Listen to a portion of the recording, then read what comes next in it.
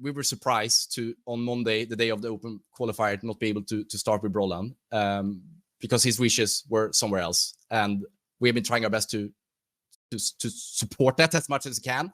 Meanwhile, the important piece, looking out for our interest and qualifying for the same event.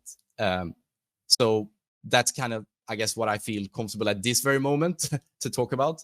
But it's not ideal. It's not what we expected.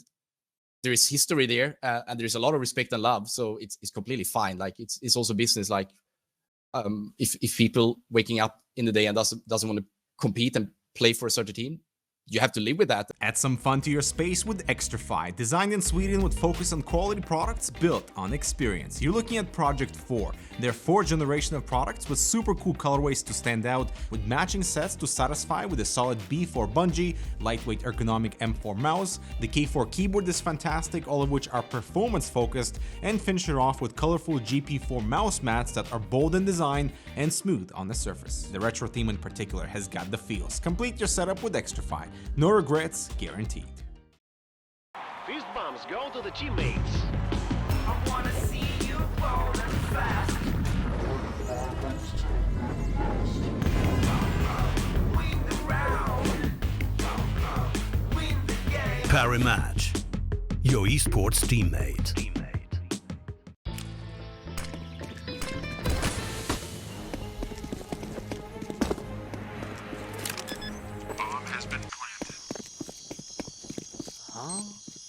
Hey buddy, let me show you how to fix that. Bitskins.com. Buy and sell skins instantly. Deposit and withdraw funds instantly with crypto or directly to your Visa card.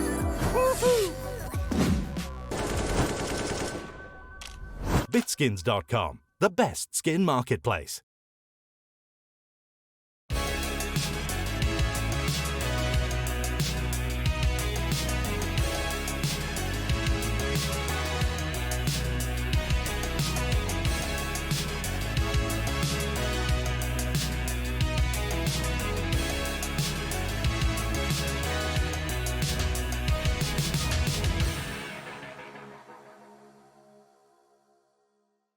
Da-na-na, da-na-na, da-na-na, da-na-na, da-na-na-na-na-na, da-na-na-na-na-na-na-na, ding ding on the red corner, representing Australia. It's going to be Chad, SPUNJ, Birchall. Adjudicating the fight tonight is Prof and Striker, with Lucas to throw in the towel. And coming in from Sweden, representing the black and orange, Counter-Strike royalty, Patrick cArn Satterman. I think I've done your last name wrong. Patrick, how close was I?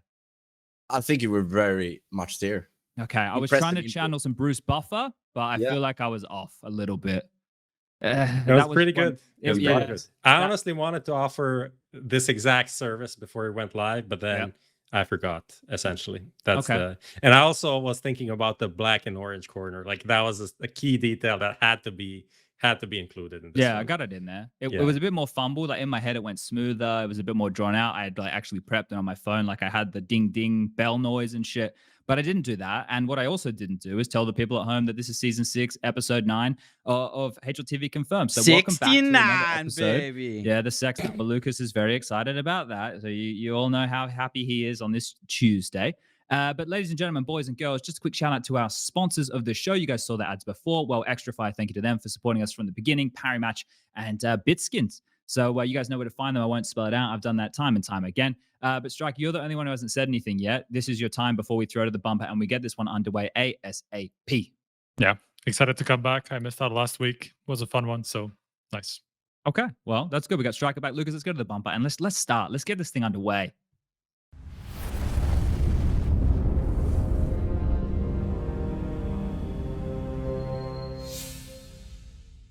Was quick, and I'm going to do another intro here because look, honestly, there is a lot of our viewers at home. Actually, not a lot. There is a portion of our viewers, and we could tell from the social media interaction. Prof was telling me, Patrick, there was one Instagram comment that came in and said "goat," and then the next one said "who." So there's some of our newer viewers who aren't quite familiar with you. Now, I want to give them a history lesson here because it's important that we know and we remind everybody of the greats. So for those people who aren't familiar, cArn was or is one of the greatest in-game leaders of all time, right? We're talking 1.6 days, but played with Forrest and GetRight, some names that you guys might remember. But there's plenty of other names throughout Swedish 1.6 that he was teammates with. We got DSN in there, Gux was in there. We've obviously got multiple names. Exist coming in there towards the tail end, right? And then he went on to all the NIP stuff. And now you are the co-owner of fnatic. So you've been there for a very, very long time. It's been a very, very long journey. And for people who aren't too familiar, I think Thorin's done some really good content about you to basically paying homage to you and everything that you had done for the Counter-Strike scene. So did I miss any key details right there, or did I smash most of it? No, I mean, I guess happened to be at the right time with the right people in my earlier days. I'm now in my mid-30s. I am the co-owner, but I'm more so, I guess, the chief gaming officer, which essentially is kind of sports director looking after all our teams. That is not necessarily to be confused with all our players, but we are in 7 titles. We have 9 divisions because in 2 of them we have academy teams. In terms of my CSGO involvement, which is obviously the game of the hour and have been the last decade or so, I was only really involved early on. And I think I told you guys when we chit-chatted a bit earlier here, probably clocking in on like 300 hours, 400 hours of CSGO. So I'm a very, very, very mediocre CSGO player. I think the moment you throw up a Molotov or the new school, but that's me calling it new school, smoke grenade, I'm a little bit lost strategically. I have an idea of, how to build a good team, hopefully. And we succeed on that most of the time and what it kind of takes to win. But yeah, in early involvement would have been, I was kind of semi-coaching, semi-managing the early era of fnatic CSGO. And many people might not know, we had people like Carrigan, we have Trace, I think he's now in Astralis, perhaps. Yeah, coaching. Yeah, he was playing for us alongside Freeze. We had a bit of like a Danish, we moved from CS 1.6, we kind of checked out on that probably mid-2012 and went into CSGO with a Swedish-Danish lineup that then broke down completely. I think we wrote this kind of long statement like, we will be back, guys. We're here for the long run. And actually we have been, right? But it took a while for us to kind of find the right foot into CSGO. But we entered CSGO 2012, a bit later than maybe some of the early movers, leaving Source or NIP, for example, that wasn't really active in CS 1.6. But yeah, very in terms of like being behind the players, being close to them, it's been many, many years, and very much so during COVID. Obviously, haven't had the chance to meet people. I have barely traveled, actually. I just went to Sweden once the last 2 years. Where are you right now, then? Yeah, so when I stopped playing roughly around that time, I actually ejected myself out of Europe and was like, I left my last tournament, got on a flight, a one-way flight to Taiwan, and stayed there for like 6 months. And the reason for that is because StarCraft 2 was a big thing then. I didn't want to live in Korea, but Taiwan is like 2 hours, 3 hours flight. So I stayed there for like a year. But since, 2013 or so 10 years now, I've been in the UK. fnatic is a global team, but we are a UK company first and foremost. I left London after 10 years, now on the countryside, living the kind of family life. So yeah, I'm okay. Yeah. In the UK. All right. In the UK, yes. Nice. All right. So one of the things that we had, we were mentioning this before the show as well, and there were so many comments that have come in from fnatic fans, and one of them was saying that you've been very active in the Discord recently, telling everybody about the team. From that comment, would it be fair for me to say that you were a little bit hands off in recent times with the CSGO roster until very recently? Well, not very recently, until when things have started to go to shit. I think it's a very good question. So I went from being way too hands-on, maybe to be way less hands-on, if that kind of terminology makes sense. Well, so much for 10 years in UK, can barely speak the language. But I'm always there for our team directors, but the structure we're building at fnatic is maybe slightly different than, let's say, the typical global organization or tier 1 organization, if you may. Without knowing everything, of course, but we try to have as autonomous teams as possible, meanwhile building a kind of central performance infrastructure. It sounds a bit fancy, I suppose, but my kind of line management duties and my mentorship that I try to kind of pay forward or channel down to the respective teams typically goes via the team directors. So I think the Americans would call that the GM. So Andreas is our GM. He was our coach as well. He had a very hybrid role and a very busy life, I should stress, the last 2 years or more. But that's kind of the limitation of it. But I have a lot of bad and good ideas at times that maybe comes in timely or non-timely. But surely during crisis, and our team still to this very moment playing an online game right now, it's been a very tumultuous 45 days behind. little sleep, very challenging conversations, very new challenges as well. So it's fair to go back to your question, probably more involvement than ever the last kind of 2 weeks of time capsule compared to the last 2 years.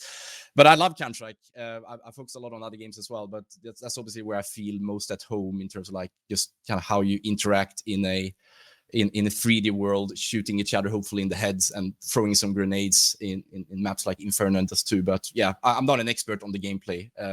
I maybe used to be in 1.6, but those days are over for sure.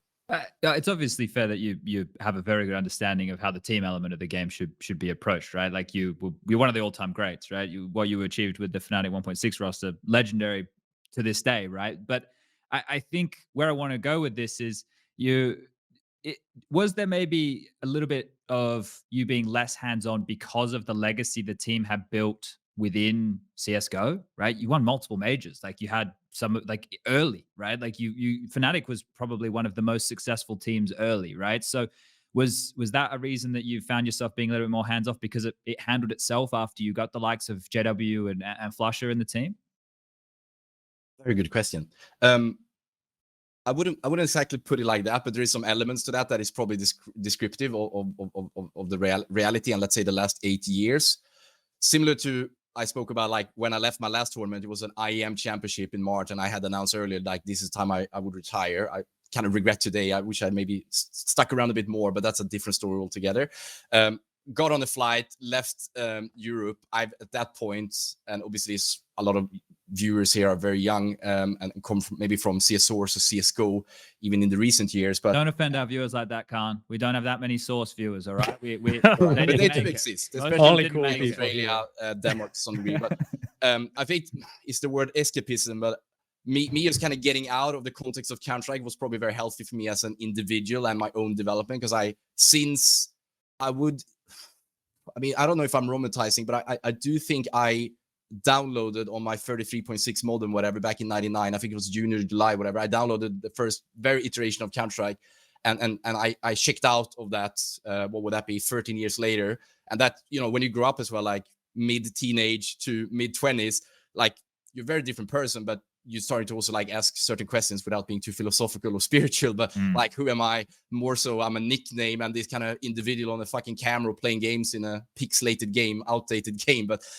so that was probably one element, but surely just the kind of momentum, call it also early mover advantage, the real heydays of Swedish Counter-Strike, me leaving the country as well. But also, I guess, a little bit of portion of trying to build those kind of infrastructures and knowing that regardless of how much I love Counter-Strike, and we love Counter-Strike forever in whatever iteration, almost minus Source. CS Condition 0 was okay. No, but I need to kind of pledge to my role, which is building a multi-team organization and supporting team directors and head coaches. And it's fair to say Counter-Strike being most of the absolute best game to watch, one of the most, well, if not the most long-serving title, if you include the earlier iterations, but from a, let's say, commercial angle, and where we are traveling with Fnatic, it's only pointing towards a direction that is not longer 7 titles, but maybe 27 titles. But yeah, I think it was a very good question, because it's definitely something in there as well. Like, yeah, well, maybe it was a, I mean, you saw that over the week. I can be a cocky motherfucker as well, right? So you probably take things for granted. And me all the time, mate.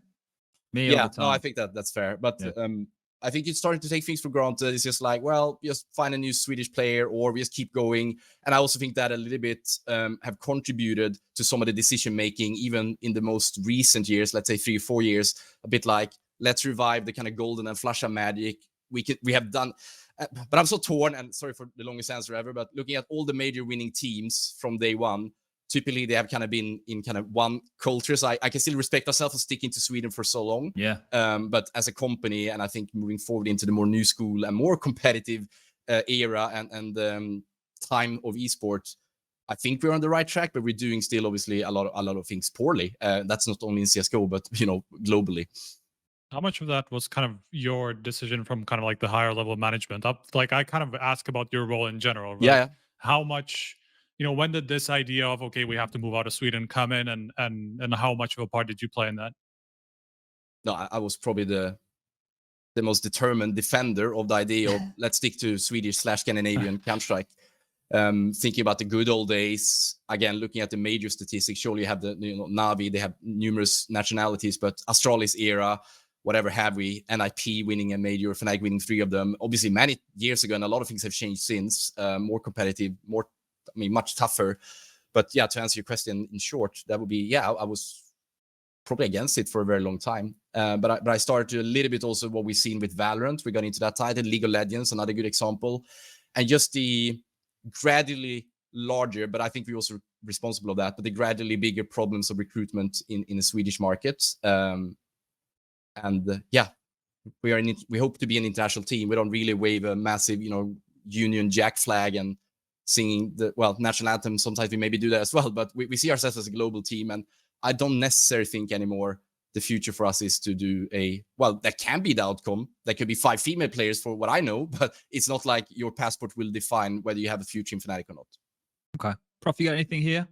I mean, just latching on to the Swedish side, if you had, let's say, maybe better Swedish pieces at the time, I guess the decision would be just to stick with Sweden. If you had, you had Brollan, you had Crims, but maybe you needed a Hampus as well. Maybe Knock was a player that you also wanted to sign in the past, and that didn't really happen. So if these signings maybe came through, do you think that then today Fnatic would still potentially be a Swedish team?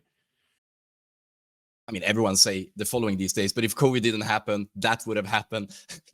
Our Swedish team, the reunion I referred to earlier in terms of bringing Golden and Flasha back, we actually trajected very well until the point of let's play online, and that's a different story. Maybe touch on that later. You talk about a stars align moment where, Res is out of contract. We just have the kind of gunpowder, just buy him out of his contract if NIP even would have sold him. Hampus obviously have picked up a lot. Again, I'm limited in my ability to follow professional Counter-Strike. I do it as much as I can, but that's particularly CSGO or Fnatic CSGO. But Hampus seems to have done a lot of great stuff as well. But that scenario could definitely have existed, right? Like that could have. But I think it's at the same time inevitable whether that would have happened for us last year in summer or in 5 years from now that we will look at things more internationally. But there are also regrets and disappointment in oneself and some of the other people growing up in the kind of early era of Swedish Counter-Strike.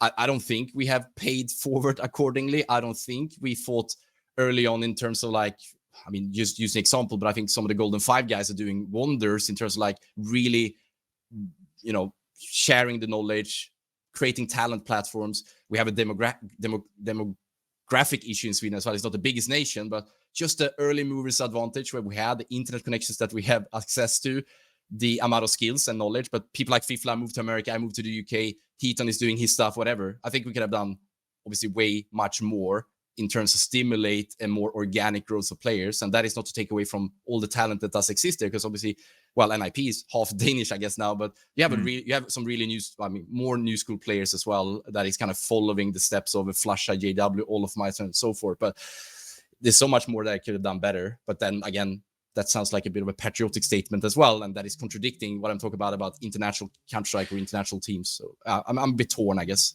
Well, I think if we go back to the 1.6 and then the transition, right, for Swedish Counter-Strike, with you being one of, the best in-game leader in the region, right? I don't think there was any question about that, because over there at SK, it always felt like there was a different in-game leader, right? I followed this from Australia at 4 o'clock in the morning, and I tried to understand everything I could because I loved watching it. But it always felt like SK had a different in-game leader, whereas with Fnatic, it was you, right? It was always you, and then obviously the tail end things chopped and changed with the Danes, this, that, and the other.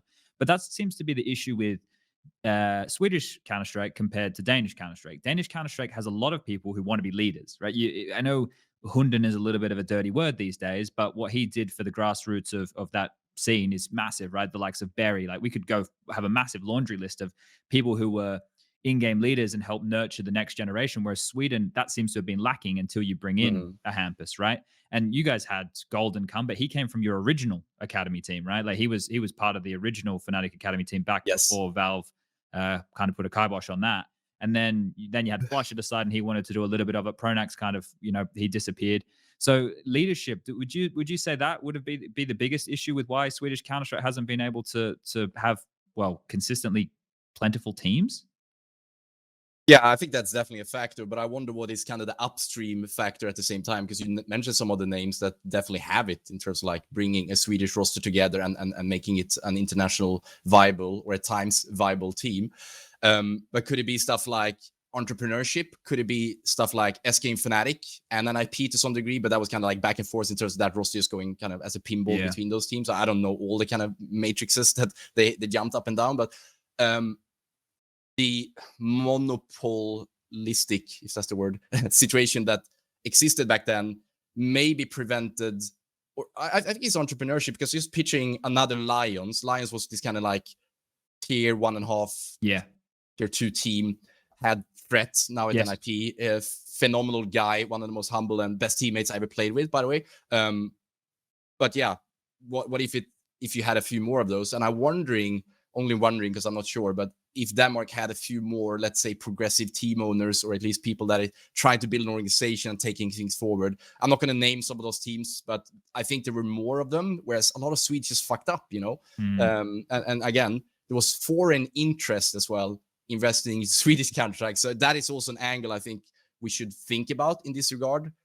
Because like, yeah, surely NIP at some point was a Swedish aktiebolag. They still are today, right? But obviously with a kind of Norwegian, Chinese ownership group. But back in the days, and that kind of propelling effect that had, that I think is quite interesting to look at what that meant and or didn't mean for the talent kind of, you know, development locally. Whereas in Denmark, you had a lot of, I think, I wouldn't say it's completely random, but it's just like the outcome of those parameters. It's always been weird for fnatic in CSGO though, right? Like, because in 1.6, like, I think you guys definitely had, you know, the fan base. But then when it came to CSGO, Flusher and JW and stuff, they were the villains, and NIP were the favorites. Because I was there at the first major when your boys won. You were the only one that celebrated, like, cheered for us, I remember. Yeah, I think it was my team. Top Gun's dad was there, and my girlfriend at the time. So there was about 7 of us, right? And, you know, we were there in the front row. We snuck in to make sure we got a good seat. And I had Gomez next to me also cheer on the guys. Yeah, and back then the rest of the auditorium was all for NIP, and then NIP got voted to have that burger, right, at McDonald's, and then it just kept going from there. And then lovable Freiburg, and we all love Forest, right? And Get Right, you know, like you know, it kind of just kept building. I think they even did a banana ice cream for him.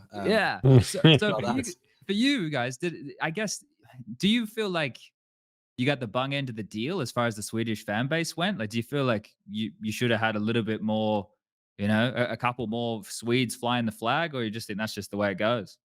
I think, I mean, compared to NIP at that point, that was a Swedish-based organization with like Swedish flags sweeping through when they walked out on the stage, etc. So I think less so than in other countries, I would say, knowing I'm still Swedish, obviously, but that just resonated better, I think, for the. I also think we were quite unlikable. Probably I am still until today very unlikable. So I think those factors, well, the handshake incident at Romania event we played at, most horrible refereeing I've ever seen in my life, and I've seen a lot. That's a different story. Olof Meister, like, the reality is, right, and I'm keen to hear your opinion. Let's say it would have been Forrest sitting with a scout on top of Freiburg and Get Right at the bottom, like, jump up, brother, hit the shot, Limber. It wouldn't even be a dispute. I think LDLC wouldn't even have dared to fucking conflict that shit, you know? That's the reality. But you lay your own bed, right? So what could we have done differently? Well, maybe more Swedish content, maybe shaking people's hand. By the way, we did it before, but these fuckers want us to replay. Anyway, not gonna go there. I feel like to touch on that, I feel like it's kind of, I don't know if it's the same exact deal necessarily, but I think a lot of it has to do also with the fact that you guys were the ones who ousted an IP, if you know what I mean. You know, you guys are the ones who took over, and obviously, if you're like, look at Last Dance, right? Like SK and like those guys from Brazil. Like, if you look at how Furia are being treated in Brazil, it's almost similar, even though they're not unlikable in any sort of way. I think it's mostly because they are the ones who kind of like took over from the old guys that everybody loved, but nobody's like getting used to them yet. You know, it's probably going to take a few years maybe before Furia become the big team. And so I feel like even beyond all those like incidents that happened to you guys, I think you would have always been kind of like the what is it called? Whatever, like the second best team, you know, in the country, even if you will long surpass an IP, you know, that obviously happened. So I think that's the biggest reason. Like, a year and a half, everybody's just kind of like grown to love an IP. And then this evil fnatic team comes and ousts them from the top. and that's how things happen. That's how fan bases kind of like turn against you. Sure. Yeah, but also like trying to connect dots, maybe more so than necessary. But I think it was you, Chad, talking about being communicative on Discord, etc. I think a little bit a coin has kind of slipped through, and I mean that was a Swedish expression, but it became apparent to me in my later years in my career the importance of always like public communication, whatever, because I was the first to kind of go on my whatever. It was not a Nokia, it's not that long time ago, but my early Android phone to be like, this is Counter-Strike after all of MOUZ did that thing, which by the way the referees approved. But okay, I'm staying there, like so fucking bitter. But yeah, that's also again like our team, we did that poorly. I think content, like doing Swedish activities and all of those things. But yeah, I think it was those key moments that set that off. But at that point, I honestly didn't give a damn. Now I can maybe look back at it a bit. I think we actually done a lot for Swedish esports. Not that I need like a red carpet when we come home or anything like that, but as an ownership group, the same ownership group to a big extent since 2004, how many Swedish players haven't we at least helped develop? And that is obviously until today as well, both in pro and academy and in other titles. But yeah.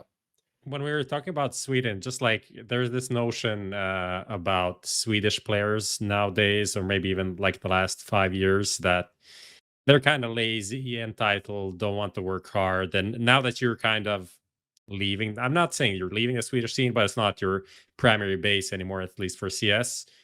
Do you think that there is some truth to that, and comparing them to like other regions, other esports, and you worked with a lot of different people and players over the years? I don't think it's in general anything wrong with Swedish people's work ethics. I think like from a demographic standpoint, like small country, bigger today, I mean, not size-wise, but population-wise, in terms of like big brands, success in sports, despite having obviously way lower numbers than some of the mega nations. But I think it's maybe a bit of, I don't know, taking things for granted. I talked about it earlier. I also think like tying it back to the leadership component, maybe, but only maybe, in Germany, people maybe looked up more to a GOB, and that propelled into more in-game leaders, similar to a Glaive or whoever have you in back in the day. So Ave, in a sense, right? Yeah. But I mean, again, I'm not referring to these things as just a random, but like those things that might seem small at a given point of time, that can actually cause an avalanche and kind of a, what is the word? A butterfly effect many years later. And I think we're now seeing stuff we did poorly in Swedish Counter like 5, 6, 7, 8 years ago even, that is now starting to become apparent and as a consequence as well, right? Because it's not in its best shape for sure. Are the players in that group that are lazy? Yeah, I'm sure there are, but I don't think they play less or work. In fact, I think generally speaking, I'm really generalizing now without putting any certain weight to it, but I think you have a lot of kind of great teammates and team players coming out of Sweden, but there's something that isn't clicking, I would say, as much as it used to. That doesn't mean, again, we have great players still, and even some new school players that are, here to stay, I think, for the next decade. Let's transition this here into the current roster and the state of affairs over there, because obviously we know, I think it was early in the online period in 2020, your boys won the first EPL season. When it was regional, yes. That was, yeah. Season 11? No. Yeah, 11. 11 maybe? Yeah, I don't know. Yeah, I think it's 15 today, right? So that would have been 2 years ago, 2020. Yeah, it could be 4 seasons. 15 minus 4, 11. Either way, you boys won it. And because you guys weren't there in person, we had Machine go out there and lift the trophy and do all that stuff. But the roster, since that point, kind of fell off a cliff, right? Online Counter-Strike can be one component of that, but there's been so many roster changes, right, in that time. We've had a bunch of names. I think someone like put a list of how many AWPers have been in the team in the amount of time. Like you guys 5, I think. Yeah, Jacquinho was in there, right? You've obviously smooya in more recent times. So, like, and we kind of touched on it a bit, that the team has been in a bit more of a flux period. But if we look at the recent team, because a lot of people want to know about the recent team, maybe we just start with the smooya situation. Is there anything that you can elaborate on there? Like, I don't think it would be any surprise to people that smooya could be an interesting character when he comes on our show. He does his streams. He's a straight talker. He doesn't seem like he has a filter. Was it just that? Like, was it personal issues as to why smooya was unable to carry through? Because the only performance issue seemed to be in Katowice, right? Yeah, I mean, that would be my take as well from a performance standpoint. But like that comes speaking about ebbs and flow. But just taking it back and not to correct you and to evade the question itself, but we, contrary to popular belief of like the last week, perhaps, we actually remained very patient and like planning for the future, holding our breath and not doing something overly radical, despite, when would that have been? Did we say Pro League season 12? April, perhaps, 2020. I think it went all into December that month. And that team then, that starting five, they played together for 14 months. And you will know this as a former player as well. That is not a short period of time, no, and especially time. during that hardship. And again, contrary to that belief that we just kind of throw things out, and surely there's elements to that for sure. Like we have so much flaws, so much failure behind, trying to learn from it. But I, if anything, felt like we could have put some TNT under that sooner. And I'm saying that with respect to those players. Some of them are like my lifelong friends now and smaller brothers, call it whatever. I mean, in terms of smooya, I said to you guys earlier, like I am not involved on a kind of practice by practice basis or day to day. But in essence, I think he turned out to be unfit for the culture, the players that we have, the staff we have around, the structure we're trying to build. And you can then take that back into like the decision making on onboarding him, because we obviously knew some of the like background, being benched in numerous teams, which a lot of players, I was benched, I was like voted out of my team, but managed to stay in Fnatic, and hopefully my bosses are happy about that. But I don't think it's anything overly dramatic than that, other than, was that a relationship? Was that a structure that we should have gotten into in the first place? But obviously we did it, and we always do this. But then I would say our, let's say, time capsule that we think about in terms of like, when do we want to do better? Because what I wanted to say in the shorter, every decision that we take, and I want people to know that, is coming from an angle that we try to be better, but it's not the same as saying we need to be better tomorrow. It needs to be like in the kind of foreseeable future, which might be a major cycle. So take us back, because this is where I eventually, I guess, got a bit involved, because there wasn't, drama is the wrong word, but we weren't, and that's not only us, but other teams as well. There were in the lucky few that had to go the long way through the open qualifiers. That timing and that kind of like, okay, here's the events, that was kind of placed on our radar. And I think we could have done better in terms of researching and speaking to PDL or Valve for that sake. But that was while we were at Katowice. And suddenly we're like, okay, we're kind of looking at Katowice, to my understanding, that's okay. We have a lot of problems. I don't know exactly how smooya has communicated, what he has said essentially, but I'm sure his point of view, his experience is completely accurate from his point of view, right? And it's no doubt that the team, gameplay-wise at times, really hit it off. But in terms of like team spirit, I saw the team myself in person back in November. We did some boot camp. I don't know exactly prior to what tournament. Maybe that was, what would that have been? IEM Winter? Winter at the end of the year. But it yeah. didn't really look like a team that was happy, you know. And other, on top of what I talked about a minute ago, making decisions that's going to better the team and having hope and belief, like that is ultimately what I feel, and that's the background I come from. I don't think we always, surely you mentioned the names like, and I'm going back in time now, and maybe I shouldn't, but you know, the likes of Forrest, Gux, and Getra, it's obviously the dream of any kind of in-game leader. But it wouldn't, I think, have worked as well if you also were able to kind of like have fun in the good and bad days. And I would say a Counter-Strike team, or CSGO team, I should say, in 2022 will have, per average, more defeats and more bad days than teams back then. So I think that's even more proves the point that that kind of fabric, that kind of culture, that kind of identity, that kind of belonging, which I think we have not nailed by a light year's margin when we relocated from the idea of let's be Swedish only into a international team. Some of you more than others maybe know the differences in general, again, between a UK player and a Swedish player. Swedes, quite unconfrontational. It took me a long while, probably into my 30s, where I felt like comfortable about just telling what I fucking want. That's fine. And I hopefully do it, most times in a respectful way and a constructive way. And that is not to say that Crims and Brollan and our Swedish members cannot take criticism or that. But I would say, looking at the chessboard, or rather the chessboard we build around it, those kind of characters, call it whatever, the players, I think we didn't set it up for success. But still we opted for those decisions and took those risks, which was like dependent on let's win every game and win every like 0.1 millimeter diffuse moment or random buy round that takes us forward. Because a lot of teams are kind of built that way, that you need that success. And you also know that sometimes when success doesn't come, and then when the team spirit, the atmosphere, etc., really comes into play, are we turning chapter together?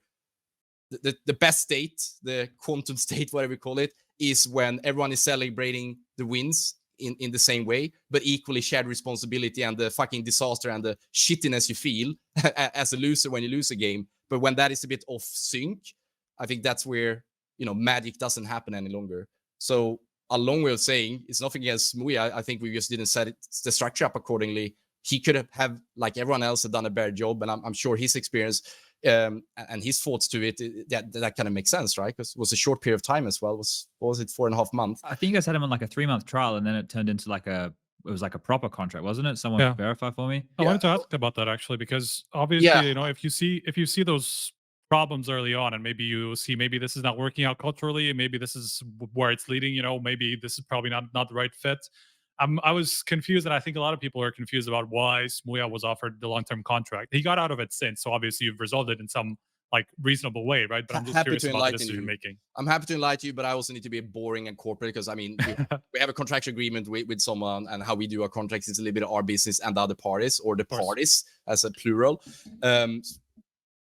The contract he had was set up in a trial plus. It was a long-term contract, but it was a clear trial process after which we, as a management, decided let's continue. But there was also like walkout clauses and stuff like that, high level, and following having to reveal to him that Monday, I think it was, which is not an easy or perfect. And there are, again, regrets. It's not I'm sitting here like, jokes on you, Owen Butterfield. It's not the point at all.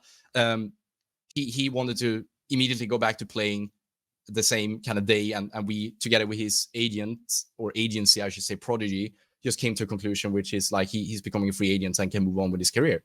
And I guess we will have learned something from it. But I think, again, we didn't set. So that would be from my side, which again is a little bit like, I was about to say look down on things, but the helicopter point of view, which is the same way. Yeah, top down. I think the decision of going international could have happened earlier. I think going even further back, we could have done more for boosting our own chances and our own luck, if you may, in terms of inviting Swedish players or Scandinavian, whatever it is, to our to our beautiful world, hopefully. But the way I think now in hindsight, again, 8 months or 6, 7, 8 months, whatever, since July, what is that structure that merge cultures together, that sets a clear identity? How are we doing our business and sports, essentially? COVID, I can always point at that, but frankly speaking, since summer, a lot of things have opened up. We've had a bunch of COVID infections, not only one, obviously, but I'm thinking boot camps, I'm thinking player activities. So it's not been ideal by any means. And I think that obviously also have impacted on other things and some of the more recent stuff. But it's a bit fun to say recent, where obviously the smooya exit happened only 3 weeks ago, but feels like a lot longer, doesn't it? Yeah, I tell you, the busyness and hecticness of Counter-Strike has not been higher, I would say, since that very day or 24 hours following the boost situation back in 2000, whatever that was, 14. But that's what we're here to do. I have a question, just so we're just kind of recapping what you said. Obviously, you put together a team, Swedish, UK. Maybe some players can't work together, but the constellation that you had didn't work out. This is kind of my just like summing up what happened. And obviously, like even outside of the team, maybe the player's not coming along. You also have a coach who's there to kind of help things out. You have the manager. You have a sports psychologist that's at almost all of the events, right? Mental coach, I just say. Yeah. Okay. Yeah. So like working with all of these pieces, still things didn't work out. But then, how do you make it work in the future? That's kind of my question. What do you take from this as a learning to put into like the next team? I understand that the following is a hard sell, but I understand that my last 1.5 minutes monologue might paint a very like dire and like we are fucking clueless or this is a disaster, massive failure.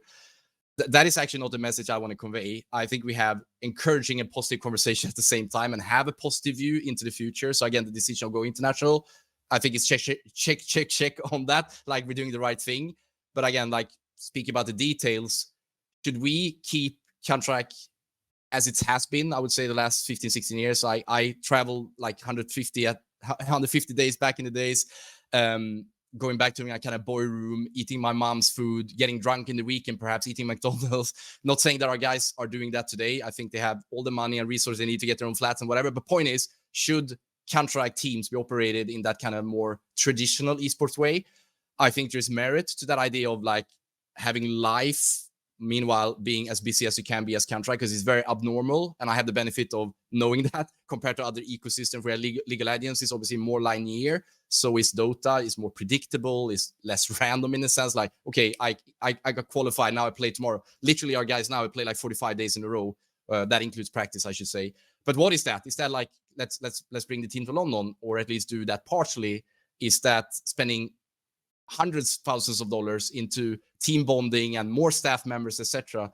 But again, this is not to paint the picture that everything is dire either. Like, we have Creams obviously now recovering from COVID back in the team. I think they're playing. I mean, I know they're playing right now. I'm not sure if you went into map 3, but I think they finished because they're in the chat. Congratulations. So. Okay, so some things are definitely going right, and this might also sound like, I mean, I'm sure it sounds cocky, but despite all those fuck ups and challenges of the last, we literally go into those events thinking we're gonna win them. Like that's our philosophy. We need to think like that. We need to think about what those winning conditions are, and that is just how I was trained or self-trained, or the learnings I channeled from my great teammates of back in the days. That, yeah, surely I had those streaks of playing with Get Right, killing everyone in the, I mean, the way he kills people is a very interesting way. One of the absolute best players of all time. Forrest, speaking about great players. But we also have other eras, which was more like Pita, Exist, and Freeze, whatever. And we still made that work. It's all about finding those winning conditions. But then you can also be naive, because if you're spending, let's just talk about money for a minute, like spending way less than everyone you compete with, maybe extrapolate that over time, then you better build a fucking good structure and like performance environment behind the team. But I think it's just important to know that, yeah, despite those things, and we're learning from them, trying to adjust things kind of while building the same building and living in it and trying to thrive from it. We still have like optimism when we go into the tournaments, but that isn't possible without the hard work from our players now. Like, I'm really amazed about the work ethic. Speaking about that before, right? Like, it's not been easy for them at all. Everyone is kind of accountable and contributing to whatever situation we have, but I'm sure they could use a few good nights sleep now following today's game and get back on the track maybe next week. Yeah, I think something we can tie a lot of this into, right? Because you're talking about the future of the team and all that needing to be in place for, well, the future of Fnatic Counter-Strike. But one of the things that kind of caught me off guard a little bit, and I think it caught a lot of the Counter-Strike world off guard, was the We Play Academy League, right? Like, that just kind of popped up its head. And as far as I understood it, now, I don't have anything concrete, this is just what I hear around the traps, was that like a certain amount of teams went around and shopped the idea of an academy league around, you know, the different TOs, like to We Play, to ESL, to Blast, to everybody, right? And We Play were the ones who decided they wanted to run it. But the way that your academy team came about, now Prof or Striker can correct me here, they're the brains of this, I'm just the clown. But I swear to God, there was a tweet about 3 or 4 days before the first academy league was meant to kick off about recruiting players for your academy squad. Like, we decided very late. Yeah, like, yeah, do you think that set you back a bit as far as international players went? Because you had to play catch up from that point, right? Yeah, sure. Yeah, but again, like, call me brainwashed, call me overly positive, despite the times maybe surfacing a very bitter approach and a cocky approach. But we really did the homework, I think, and that also with the benefit of hindsight, to explore how we can kind of retain as many pieces, or at least a Swedish identity the way we have. So we're back last summer now. I think I said that if we are going international, we need to also build an academy and expand our pool, because we were probably not, I'm saying probably, but you guys can probably confirm, knowing kind of calendars and schedules way better than I can in Counter-Strike, that we were a little bit off cycle in terms of how you should recruit, because typically it's like, as per the calendar year, let's say end of December, okay, surely majors coming up, but maybe we have a chance to do those changes. We did that kind of just during player break, which might sound like a natural kind of transition, but I don't think it was for us. But that is, again, not to take anything from the players we kept or signed, Alex and Messi. But it's not a bad idea to have an academy. But yes, to answer your question, should we have started at 3, 4, 5 weeks or several months before that?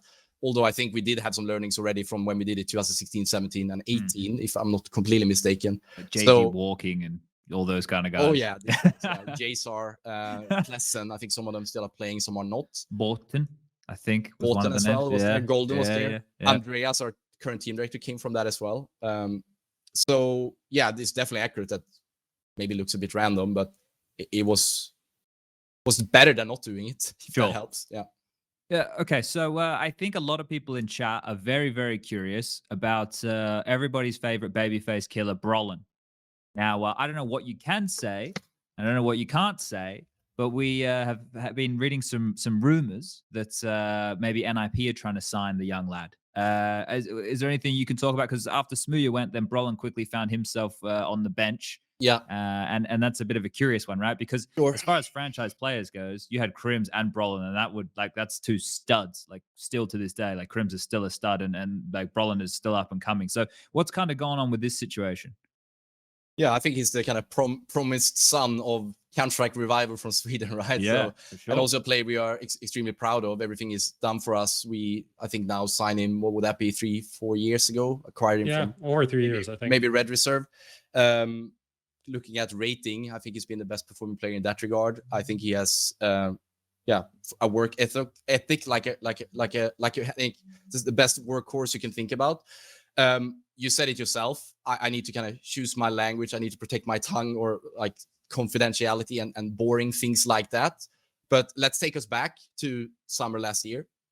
I think Brollan compared to Crims more so, but I urge obviously Crims to correct me later if I'm inaccurate now. But Brollan was, and Brollan for that sake as well, Brollan was not really keen for the idea of let's go international, let's switch into Swedish lingo, playing Counter-Strike and throwing grenades, whatever. And we have that with us.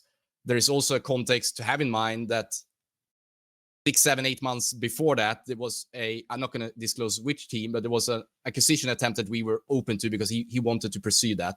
And that's always the hardship. And those things comes on my table. Not that we don't rely on head coaches and team directors for advice and whatever, but that they pulled out, and Brollan extended his contract with us. And maybe I should avoid mentioning the term, but a multi-year contract with us. So basically, the transition into international team was with reluctancy. I think there was, from him and other players, I should say, optimism towards bringing in smooya at that point and leaving for Christmas, right? We traveled from on HLTV.org ranking, top 50 in the world to top, I don't know, 11. I think it's like 12, 94th was. Yeah, maybe 94th. Yeah, I think. Yeah. So what I can say that we were surprised to, on Monday, the day of the open qualifier, not be able to start with Brollan because his wishes were somewhere else, and we have been trying our best to support that as much as we can. Meanwhile, the important piece, looking out for our interest and qualifying for the same event. So that's kind of, I guess, what I feel comfortable at this very moment to talk about. But it's not ideal. It's not what we expected. There is history there, and there's a lot of respect and love. So it's completely fine. Like it's also business. Like if people waking up in the day and doesn't want to compete and play for a certain team, you have to live with that as a chief game officer and a teammate and whatnot. But again, trying to stay positive, I guess, as always. I'm very proud of like how we have actually stood our grounds and just put in the work. Like it's been a crazy 4 or 5 weeks, which obviously is a situation that we as management have created because we are responsible for that kind of harmony as well, right? So it is what it is. But now we are looking back at the same kind of hectic period with ability to take a breath, I suppose, clarifying things for the future. We're working on that. We just literally got back yesterday. Once again, of course, we have a travel situation leaving the country. We had a COVID infection last week that prevented Crims to compete. Yeah. Because I also think people are very good, and I understand, because I still think there is kind of a serpentine road, whatever, where these things can kind of tie and kind of interact with each other and gravitate between each other. But people are like, Crims is also leaving tomorrow. Like, he doesn't want to play, whatever. Like, yeah, that's what it looked like, though, right? He's COVID positive and cannot travel. Like, come on. But we have really good academy players that were stepping in and hit some really nice shots and put up a good show in EPL against some of the absolute best teams in the world. So again, not too many regrets being a bit late to the party into the replay league, because that pays dividends right now. What about this though, right? I can keep. Can I just ask one short question? Just so, from what you said, there is currently a negotiation going between Fnatic and some other organization about I didn't say Brollan. that. I think I don't think he said that. I'm just trying to ask that. Is that correct? I'm not going to answer that. Okay. You should have gone Vega. You should have said something like this, Prof. This is where I was going to go. I was going to say, cArn, do you? No, it's not respectful. I mean, a bunch of teams are very good at like spreading information to the right people to like create leverage, but I'm not going to do that. Like, No, that's fair enough. But what I'm going to ask is, do you think that we will see Brollan back in the server sometime soon? That is vague. I'm not in control of that. Okay, all right. I tried to be vague. I tried. You did really well. I did try. And by the way, I'm not trying to dodge a very interesting conversation. And yeah, I'm here to answer questions, right? That's my pledge as much as I can. Can I go to the bathroom 1 minute because I'm drinking a lot of water? Yeah, go for it. Go for it. We'll do like a recap while you're gone. Yeah, talk shit about me. It's recorded, so we'll be as nice as possible. It is kind of the idea. But we can do a short breaking news. GODSENT. I don't know what happened. For personal reasons, in a joint decision, felps has been moved to reserved bench. And there is some rumors about Henny being on the, not rumors, but like information about Henny being signed up for EPL. I did get some information about that earlier today. So as far as I'm concerned, that sounds all pretty good. I didn't know about the felps like personal reason benching. I just had heard about the Henny situation. I don't know what it exactly means. I mean, we'll talk about GODSENT later because they failed to qualify for RMR. What about the well, maybe that's why they made the change. Recap the Fnatic situation. For people who kind of didn't really understand the long question or long answer, I should say, about Fnatic, I think the terminology, I don't want to paraphrase too far because cArn was very careful about his wording, but I think the terminology was something like Brollan expressed interest elsewhere, and we're supporting him in that. So obviously you can read into that what you will. And he also said that Brollan wasn't super keen on the international team. Yeah, so that's also something that's not that unknown. Like, at least I feel like people have told me this, that like Brollan isn't the guy that wants to communicate in English out of all Fair of the enough, people. it's a shit language. Yeah, fucking. I agree. Yeah. So that's not like a massive surprise for me, at least. I don't know, of some of these things I hear so much that I feel like it's public knowledge, but maybe it's not. So just putting it out there. No, that's fair. But I want to underline, like, we have a good relation with Brollan still. That's fine. It just puts it in a weird, like, it obviously, it like, this is the bit that sucks, right? Is the business side, but it is the side that is why they get paid so much money, right? And this is the thing: you sign a contract, you're making your own bed, you got to lie in it. Those kind of things I can definitely see from like a Fnatic perspective, or not even a Fnatic perspective, but any org who has a player who doesn't want to play anymore. It's like, well, listen, mate, even though we have a good relationship, you still on the contract. We're not going to give you away for free. If that team wants you, they're gonna have to fucking pay. And if it's like, I don't know, maybe a rival organization, then they're really gonna fucking pay. You know, and what also I mean? To give some more context, so anyone can correct me if I'm mistaken here, but if you play the RMR qualifier and you qualify with the team for the RMR, you can't swap to another team during that major cycle, right? So let's say Brollan? This is Brollan playing for Fnatic, qualifying, then potentially going to another team. That would be kind of, he would be locked in for that major cycle. Yeah. And even if he didn't play, so he's not locked in for Fnatic yet, even though Fnatic can put him in as the 6th sub, and he could potentially make his way back into this major cycle if maybe things don't develop, right?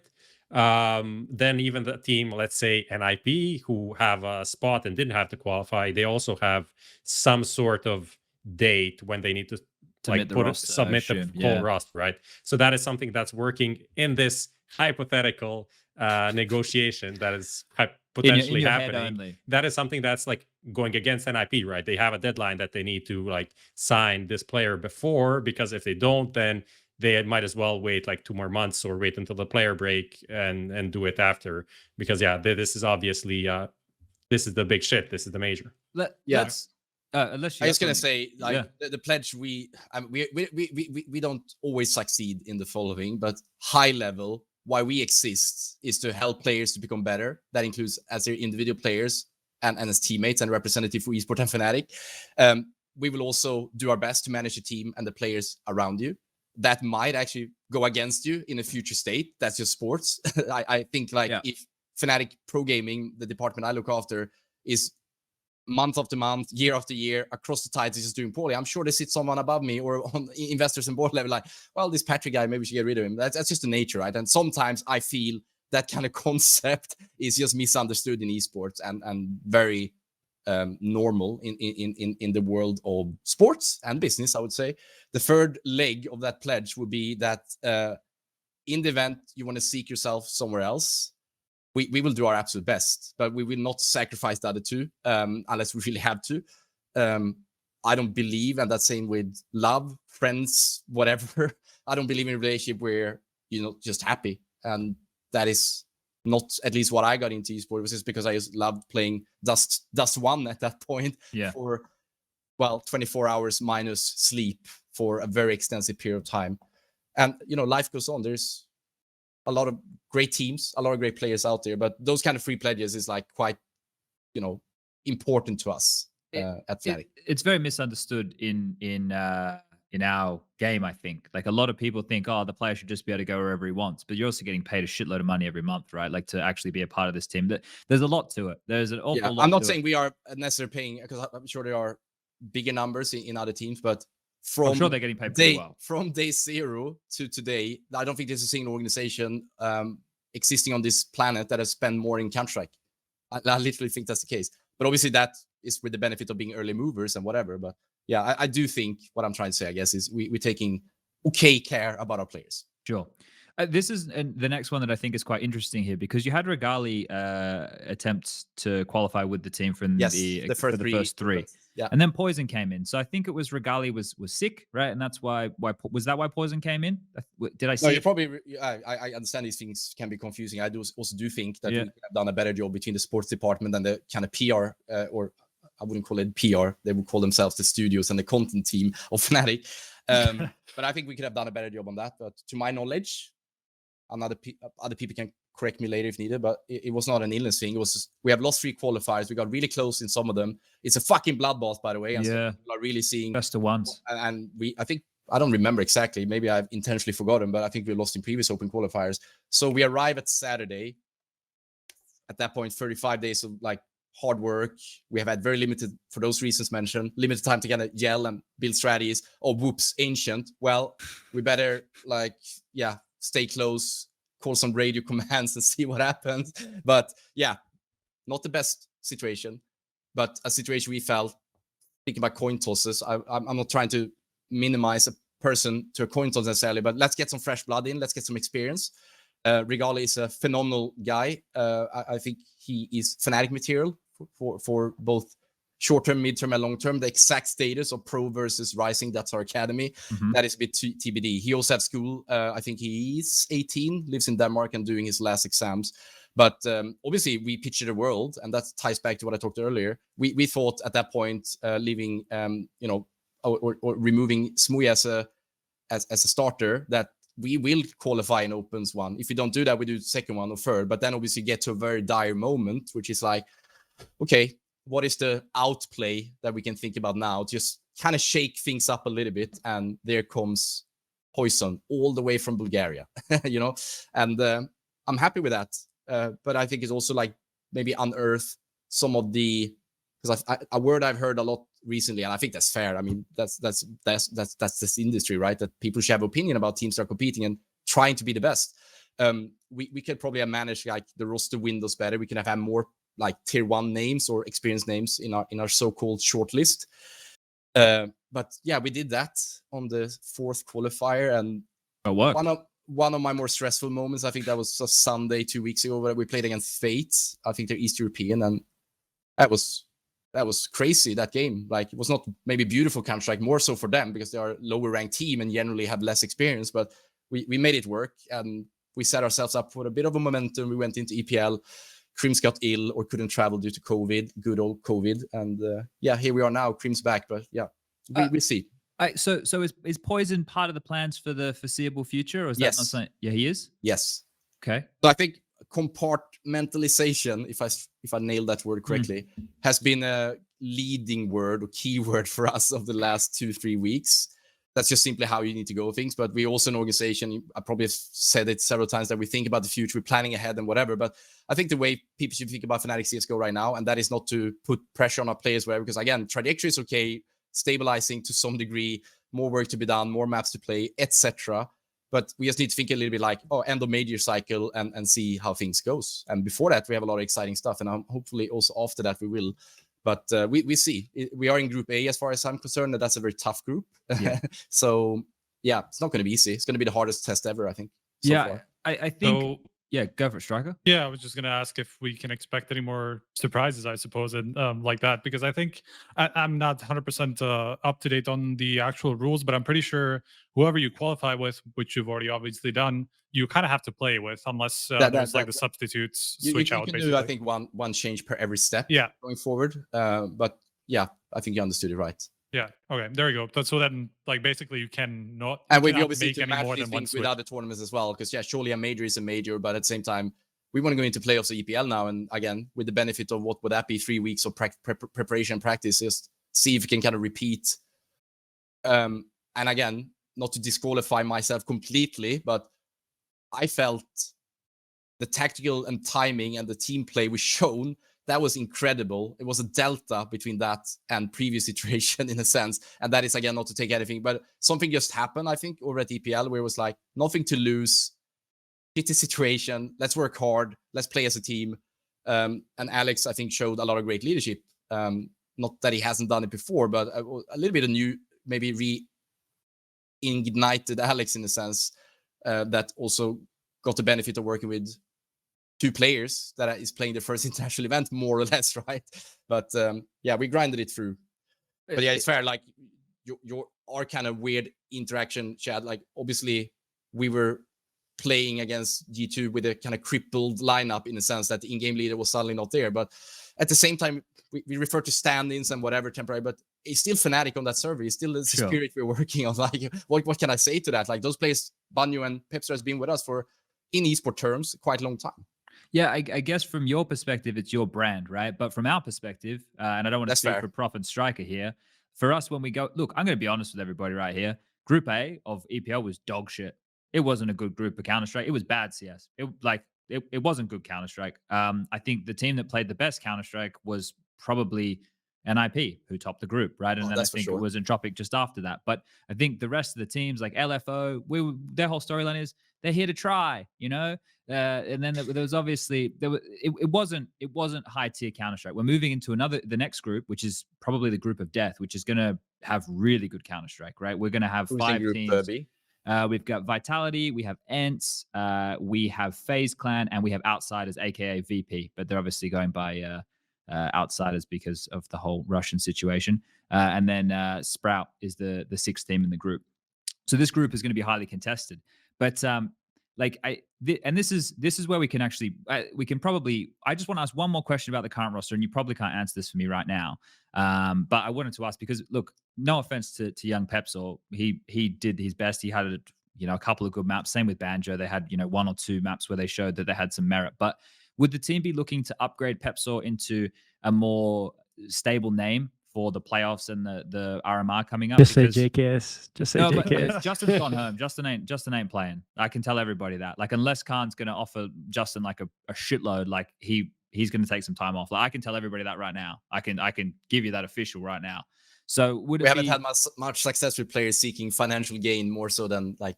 Justin's not in it for the money. No, but it sounded like you said first that. time he's been home in 2 years. I'm not dodging the question. So to my understanding, we will continue with Pepsor. But okay. I put the caveat in the coming days, and I'm not trying to make it easy for myself, but literally we competed, travel back Monday, 1 hour on server, today again on server.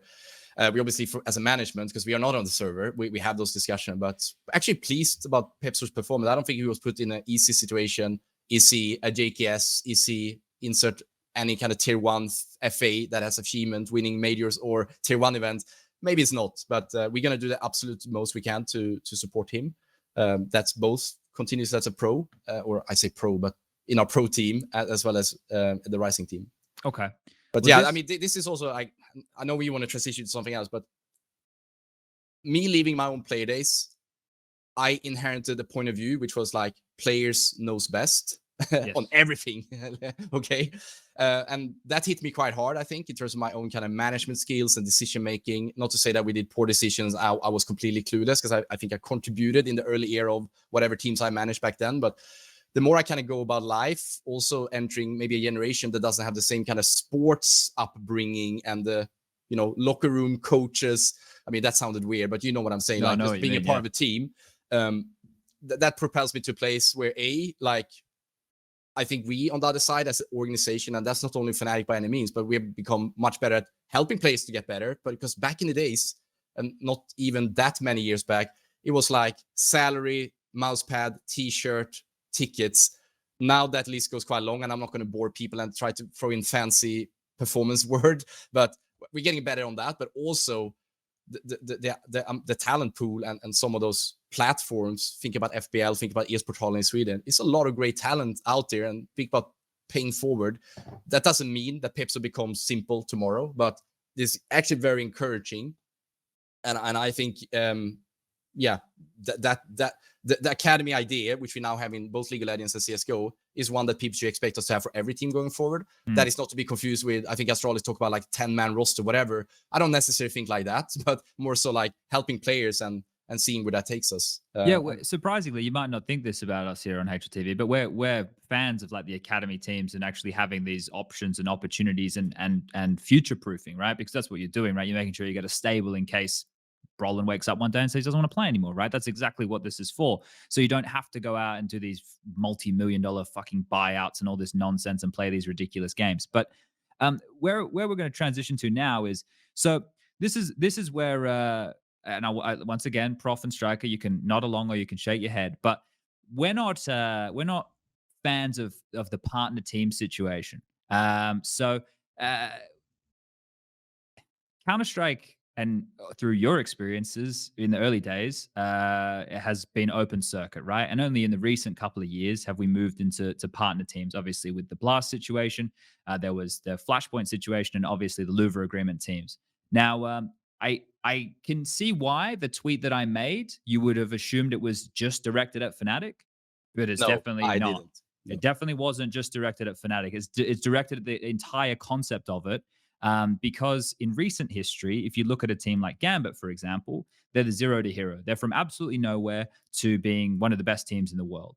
And that is the coolest thing that we have in the Counter-Strike landscape. And that's why I am very fortunate that even though everybody would like more from Valve, what Valve are holding very precious is that exact idea, that Tom, Dick, and Harry can get his crew together and they can actually go and play in a qualifier against a team as prestigious as Fnatic. And in a lot of cases, in the RMRs, actually beat your boys, right? Like, it wasn't like big organizations were beating Fnatic in the RMRs. This is the issue that happens here for me. When you're a partner team and you sustain a position in a league or get certain points and get invitations, etc., there's an expectation, not only because of the name of the team, right? Fnatic is a legendary name within esports, but because of that status to be competitive. And teams like MIBR, EG, Complexity to some degree, Fnatic, list can go on, have dropped the ball in that regard, right? It hasn't been a focus on making sure the teams are being competitive. It's just been a focus on getting a team in the server. You're getting the millions of dollars worth of rev share from these TOs that you're part with, right? You're essentially being paid to be there, and you're not offering up something competitive that the viewer at home can enjoy. And that is where having partner teams and my tweet about saying that we don't have to make an argument for why partner teams don't have any place in Counter-Strike, the teams will do it for us, stemmed from. Now, obviously, you know, Fnatic was the team who was the most hamstrung during EPL. There was other teams as well, and there will be more.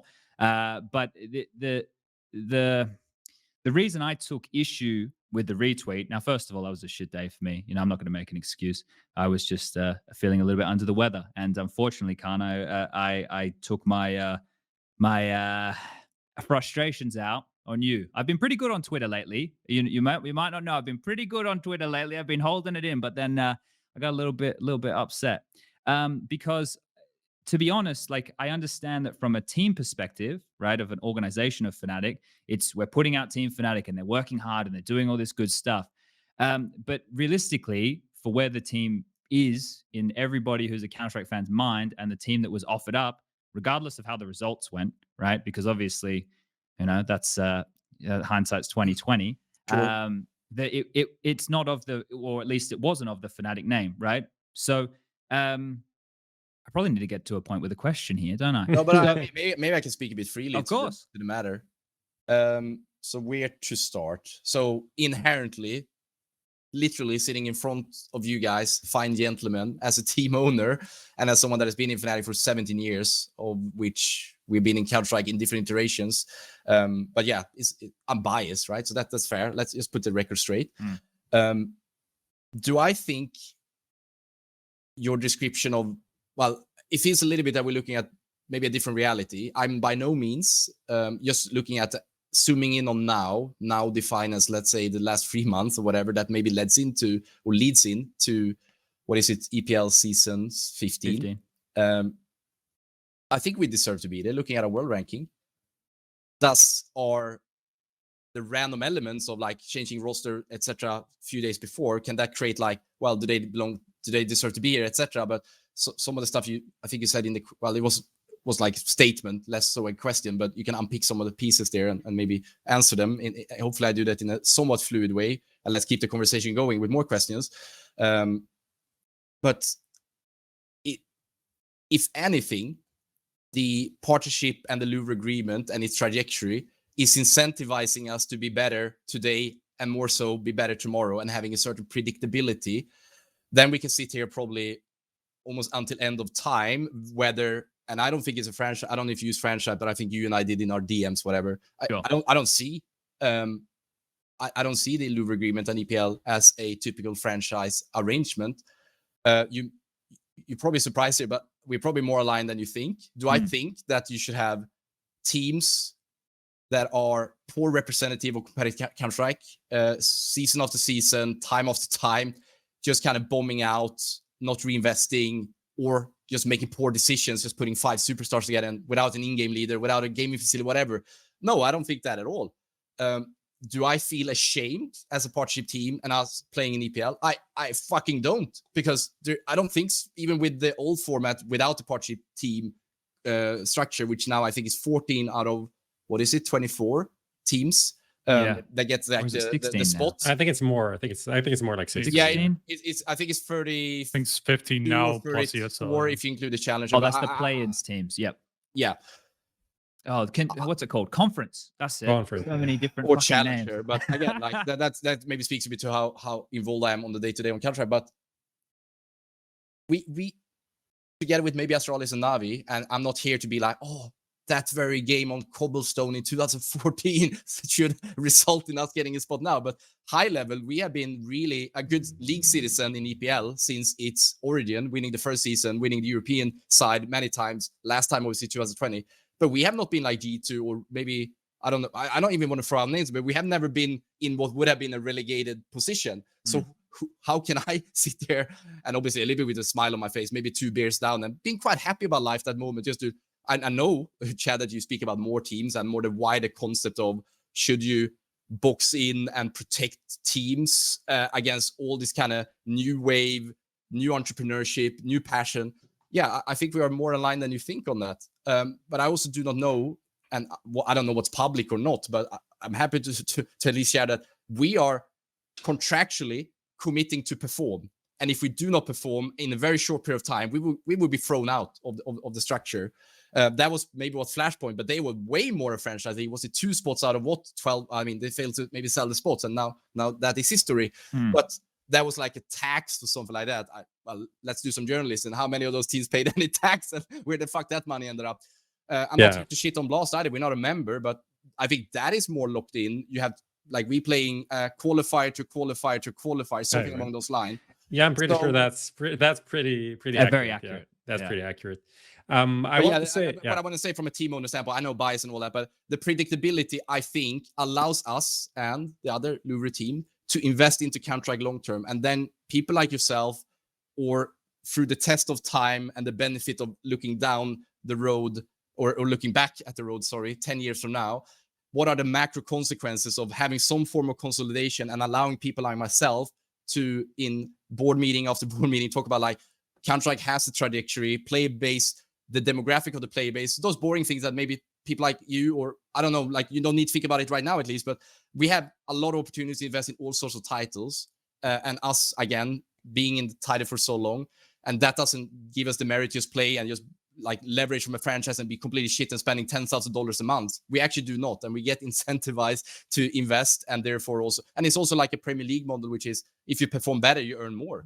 So I think that kind of flywheel, in a sense, allows for a lot of good stuff macro-wise, but time will tell. But I think there are some serious pros, and I'm a team in this league, but I don't see a world where the wider group of teams or the community like yourself would accept that people are just like dragging the legs behind and just be like, well, we don't care about CSGO. This is my take on what the issue for me is, at least with the current situation and all of the partner teams and partner slots and ESL and Blast, which covers not only ESL and Blast, but it covers all of the other tournaments almost, even though they're almost none, because automatically by having these invites and having us place in EPL, which is super mega overvalued for the ESL ranking, gives you a high ESL ranking spot. So then when you need an invite from an ESL ranking, you're going to get it much easier if you're Fnatic than if you're FPX or whatever, right? So that's an issue. And then what happens is that players simply don't want to join a team, good players like a JKS, for example. You don't want to join a team that doesn't have at least one of these like ESL or Blast spots, or both potentially. That would be the best, because then otherwise you play in a team like, let's say, Apex right now, which means that you're just playing Pinnacle Cups and open qualifiers all day.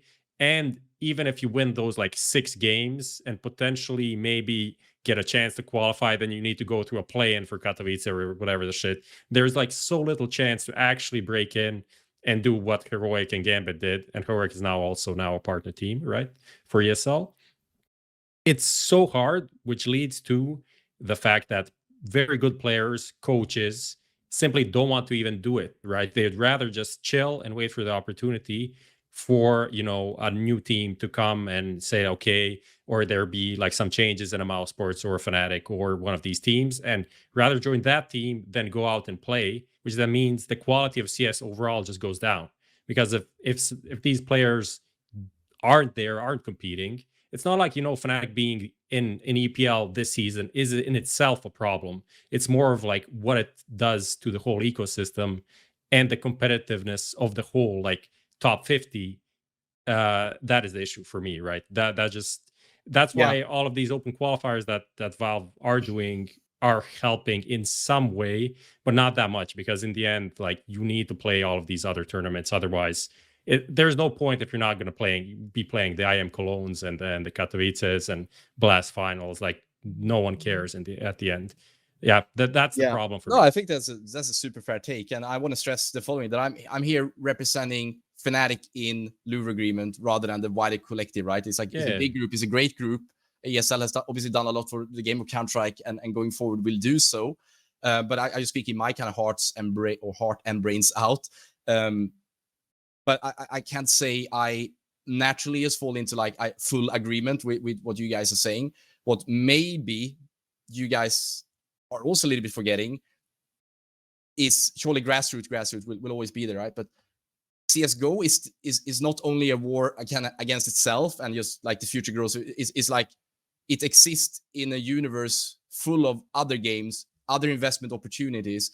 I think it boils down to the value you see in qualified or not qualified team owners like myself, whether I can, by having a little bit more predictability, hopefully I perform at the same time. And if I don't, which I said earlier, I would be thrown out. But that macro consequence maybe allows me to pay players more, tell the dream about becoming a pro in Counter-Strike, and make that runway as long and thriving and successful, and paying that forward eventually to maybe an academy team. I'm also sometimes, maybe less so than a few years ago because our company has grown, but I'm sometimes at the front line dealing with brands that want to invest into different esports. I think that has also an element here. So what is, if you just try to distill it down, what problem are we trying to distill here? What problem are we trying to solve here? Because I think respectfully that whereas there's definitely tweaks to be done, kind of agree on the world ranking. I think there's a new one maybe on the way, but let's see. That more work can be done, and maybe more inclusive financial rewards other than maybe prize money to those teams. I love the Gambit story. I love LFO, but I'm also, again, looking at other ecosystems, and I have the benefit of like seeing what have worked or not. Again, not saying that this is perfect, but Dota, we invest in that. We love the game. I love the game as a player. I'm a really shitty one, but looking at some of the brands that invest is like is mates maybe getting a shirt together, whatever. And that's all right, I suppose. But the trajectory of Dota versus CSGO, just an example, I like to think that CSGO is on a way better track, and I do like to think that agreement like the Louvre agreement is supporting that and will expand the not inevitable, that obviously Counter-Strike is here to stay, but I'm still afraid without some kind of consolidation and allowing myself to be like, I want to build a gaming facility for CSGO, but I don't know if I'm going to be, but surely there are so many events in and the question, I don't have the answer, but in the absence of a Louvre agreement or a Blast or whatever, would it suddenly be like other third-party organizers coming in and investing into Counter-Strike or teams? I actually doubt, and I think that would be the opposite almost. If anything, maybe Louvre shows a way where, I don't know, I use Premier League as an example. I don't think they're going to invest into Counter-Strike tomorrow, but those kind of outcomes can come our way as well, right? If the product is successful, but for it to be successful, it needs to be competitively viable, and it needs to fit into the context of Valve and how they run their teams, how they run their ecosystem. But you can also make the argument that kind of an agreement is preventing certain maybe other TOs to enter the space because they see that there's not enough space to be had. They can't really compete with a TO like ESL, or even organizations, new organizations coming up or new investment coming in. They're going to see that, okay, well, if we don't get into these partner system, it doesn't really make sense. We're never going to see the return, So like it works both ways. Yeah, that's fair.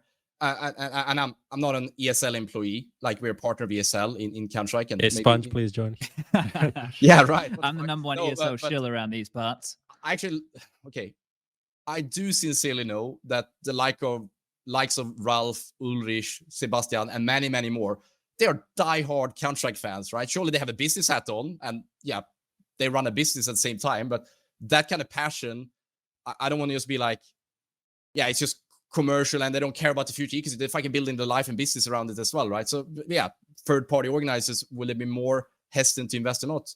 I don't think so. I think it will always be those entrepreneurs that want to bring down and take market space, because I almost like to think that if you just blow up the ecosystem, make it full open, and again, I want to stress there are performance requirements. So it's not just a fucking franchise. It's not like NHL in the sense, right? Maybe they have it. I haven't read their term sheets, but I don't know if what you're describing then is a better outcome. Nor am I saying that everything is perfect right now with Louvre, but we also have really fucking good people working in Louvre, and there is a CSPPA that has a bargain agreement. So I mean, I think the stakeholders are quite represented here, but maybe more work to be done. Can I play a role in that? I'm happy to do so.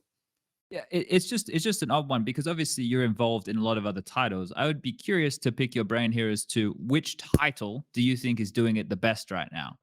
Like, because from where I'm sitting, such a bait question, man. It is. Well, actually, yeah, I'll leave it at that.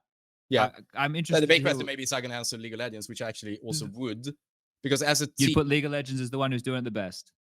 I would say so. So just before you continue, do you think that League of Legends is an extension of marketing, like the LCS or the LEC is an extension of marketing for Riot for their game? I think it's a marketing. It has marketing benefits for them, I'm sure, but I don't think it's like purely marketing, given the immense investment they do.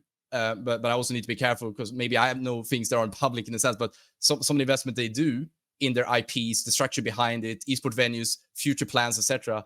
It doesn't speak to me that it's a pure marketing circus, so to speak. All right. I want to nuance the answer, which is again back to the boring concept of predictability, where us knowing that summer split is happening in, let's say, June to August, then you have playoffs, etc.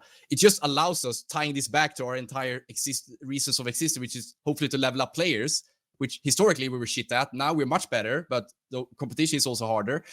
But that is way easier. And also paying that, because actually our academy facility, just as an example, in the game of League of Legends, is probably better than the most CSGO facilities, maybe minus the likes of Complexity if they use it, or Team Liquid. They do an amazing job, by the way, as an organization. I always a role model in that sense.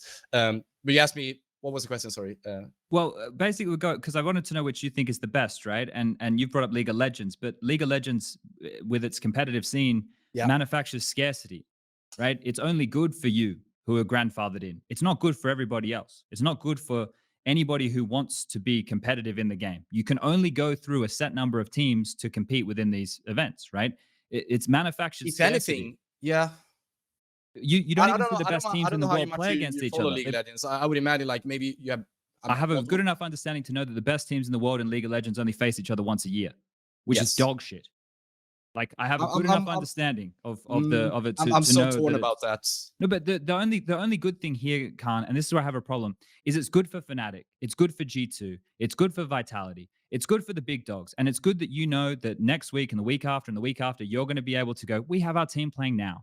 But that takes away from competition. And this all, right, you can go, this is entertainment. That's fine. But I would prefer Counter-Strike to be more akin to tennis than I would at the NBA or the NFL. I want to know who the best player in the world is. I can subscribe to that, but you also need to really stress the important difference between Riot Games, how they run esports, and how Valve does it, right? For their own game, which Valve did not. Valve did not run Counter-Strike tournaments, right? They run 2 a year. That's called fan service, right?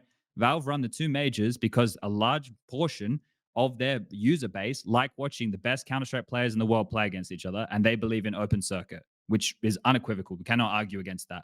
What ESL do, what Blast do, what Pinnacle do, what Starlight, what everybody else does, right? They do it their own volition, and they do it within the confines that Valve give. But nobody is allowed to fully franchise this shit because Valve say no. Whereas Riot say, we own literally everything. We will run the league whenever the fuck we want. And if you want to get involved, get to the fucking back of the line. If we don't like you, you're not involved. That's what happens because Riot run everything. Is there a threshold to join the biggest league? So let's define those as LEC, maybe used to be LCS, if I can throw in a bit of a sucker punch to NA, China, LCK, LPL, etc. But I urge people like yourself to take a look at the second tier of League of Legends. Yeah, surely there's a cap, which is within that confined time period when I join a so-called European Regional League, which is the second level layer of the kind of pro structure and the pyramid in Europe. So if you have on the top, you have Worlds. I guess you also have MSI Mid-Season Invitational, which is another global event.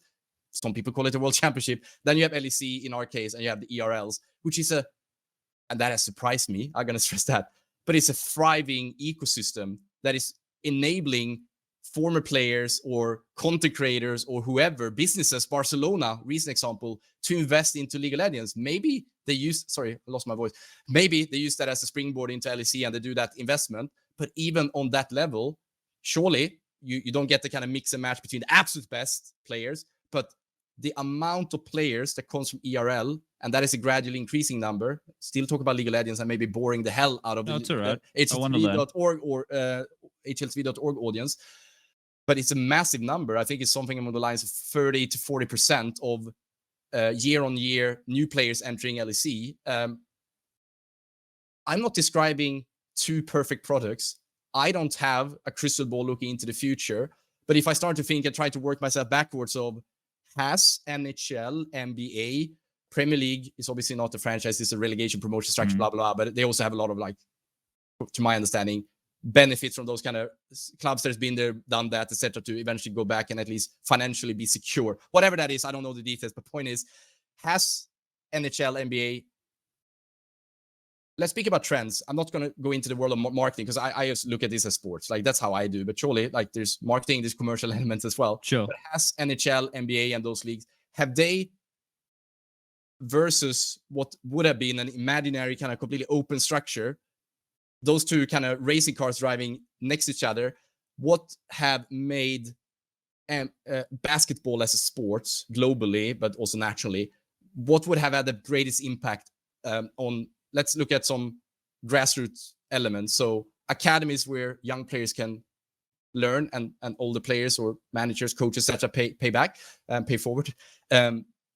Isn't NBA fucked as that example though? Because like college maybe kids it is. I'm not falling back. I'm just trying to kind of frame a question here. Like, again, like we can only imaginary try to calculate the what the outcome would have been, but I would actually picture that, and we also, without being philosophical, we are rushing towards a place where kids of today are entertaining themselves with a tablet, console, different kind of technology, Web 3.0, whatever. That's a little bit what I talked about earlier, but I don't want to confuse things too much. I want to be too philosophical and just bore the hell out of people again. But we need to think about, like, how do we kind of create value, and how are we allowing people that are building up repertoire, knowledge, etc., to do that over an extended period of time? But surely we should do that with mechanisms in place where people cannot become what maybe fnatic CSGO became in 2016 for a while. But again, and that's a little bit like the interaction over social media, and we don't need to stay there. And your apologies accepted. I hope you apologize mine as well. I sent maybe some provoking messages to you, but I have zero fucking regrets or being ashamed about our constant standing in Pro League. I would feel maybe bad about it if we season after season go 0-5 and we're out. But I can't sit here. I know I'm biased because I'm a team owner, but I can't say for sure that the ecosystem that you're describing it will result in a better platform for players of tomorrow. Because that's actually what I care a lot about. Because I want to be competitive in Counter-Strike another 16 years, but I also know that in another 16 years, there's going to be more Valorant, there's going to be more Call of Duty. Looking at market like India, they used to be quite big in CS. China, better example maybe. It's a lot of politics involved as well in these kind of things. But I just wondering, like, what is that formula? I'm not saying we have the best formula right now. And I'm eager to give entrepreneurs, I don't know, the people behind the Australian work, for example, that could work in two ways, right? You might have a situation where people goes with a QR code at the events and hoping to get a sponsor, but the sponsor or teams, hopefully they define us as that, they maybe don't want to invest in that kind of outcome in a sense, right? Or do you do more of those? If those spots are 10 right now, what is the golden number in a sense? I'm not thinking,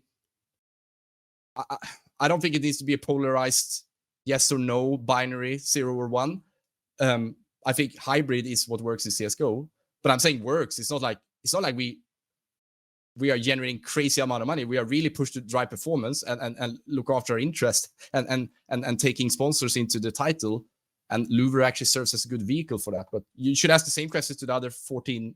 You should speak to ESL as well, because I can't necessarily speak for their interest. But no, I think that their interest is to make sure that they have the most popular teams so that the viewership tunes in, right? Like, and that's how they see it. Unfortunately, I know that I'm in the corner of being too much of a purist, of just wanting to see the best play, right? Which is harder to make sustainable, right? And I understand how this is coming from both angles here, but it's like a boys' club of teams who are going to control the monopoly of the situation, right? Like that's the way I view this going forward. It makes it harder for other teams to come through. Striker, I want you to get involved here. Do you have a question? Because I haven't thrown to you in a while, mate. I want you to get involved. I see you over there. I mean, I obviously kind of like got this question started, right? But I mean, just in general, right? It's like the way I see it, I don't really have a question. Just my thoughts on it overall is that obviously, like, as a team, you want to become the I don't follow enough sports to fucking understand, but let's say like Barcelona in football, like people want to become that team that everybody, kind of like bites into it. Like, you always become a fan of, like, let's say you follow football, you're probably going to become a fan of one of, let's say, 15 teams or whatever it is. I don't really know the numbers, but it's a relatively limited amount of numbers, right?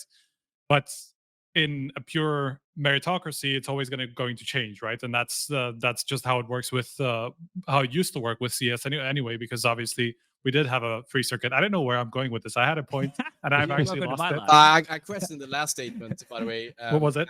And God should know, whoever should know, that I had my concerns, but we're way back in the time now. A lot of water under the bridge still, but there was definitely those situations. I don't know exactly, because I don't know the details, and I was even then quite high level involved, but it felt a little bit like Virtus Pro. We just kept subscribing on the spot year after year after year, like the Golden 5, etc. I was mad, so I can respect and sympathize with that perspective, but do know that at least fnatic or other teams, I hope I represented well in this, we're not just sign up to shit and write out. There's so many other investment opportunities in that regard. I think it's actually a vehicle of securing CSGO's future. But then you have to ask yourself and define it, like, what are we here to do? The teams, some of us more than others have been here longer, but I think we are gradually getting better at, like, helping players and also building academies and building better facilities, etc.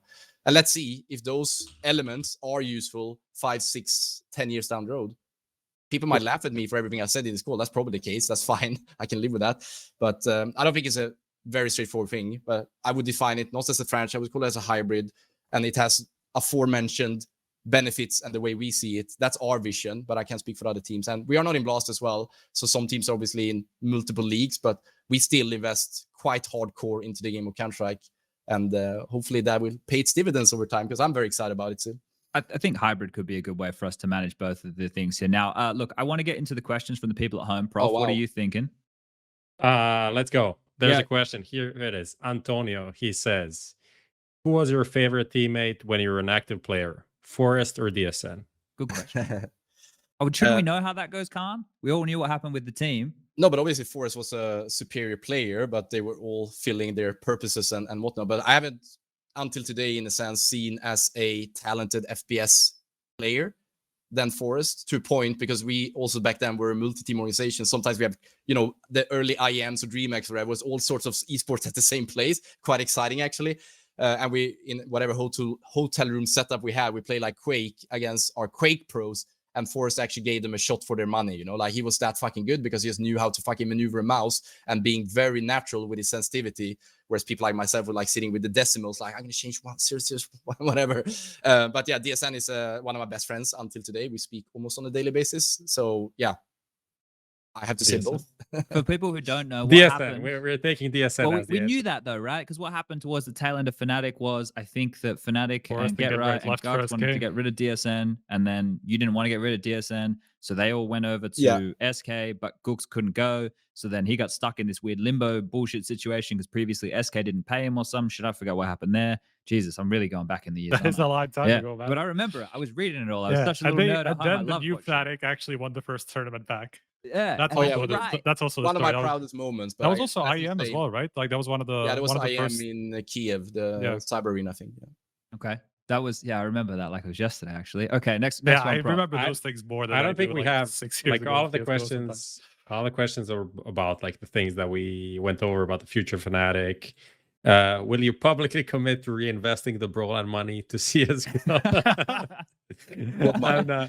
I don't think that I'm gonna get an answer for that one. So I don't know. No, but we that is not an answer to that question, but just generally like those concepts. Because I think I saw some questions around like, will we do those big acquisitions? Because people maybe in their minds just think like, well, selling all of Meister back then, or any other player in the past, like GODSENT era, whatever.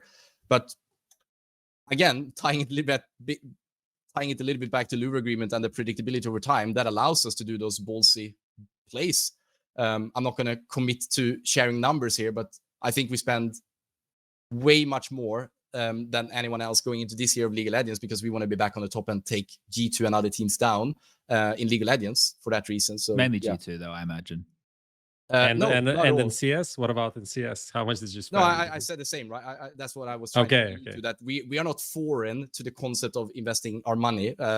Do we think there is a different approach to some of the other teams? What I, at least from the outside, perceive while looking from the outside and in the way they do things.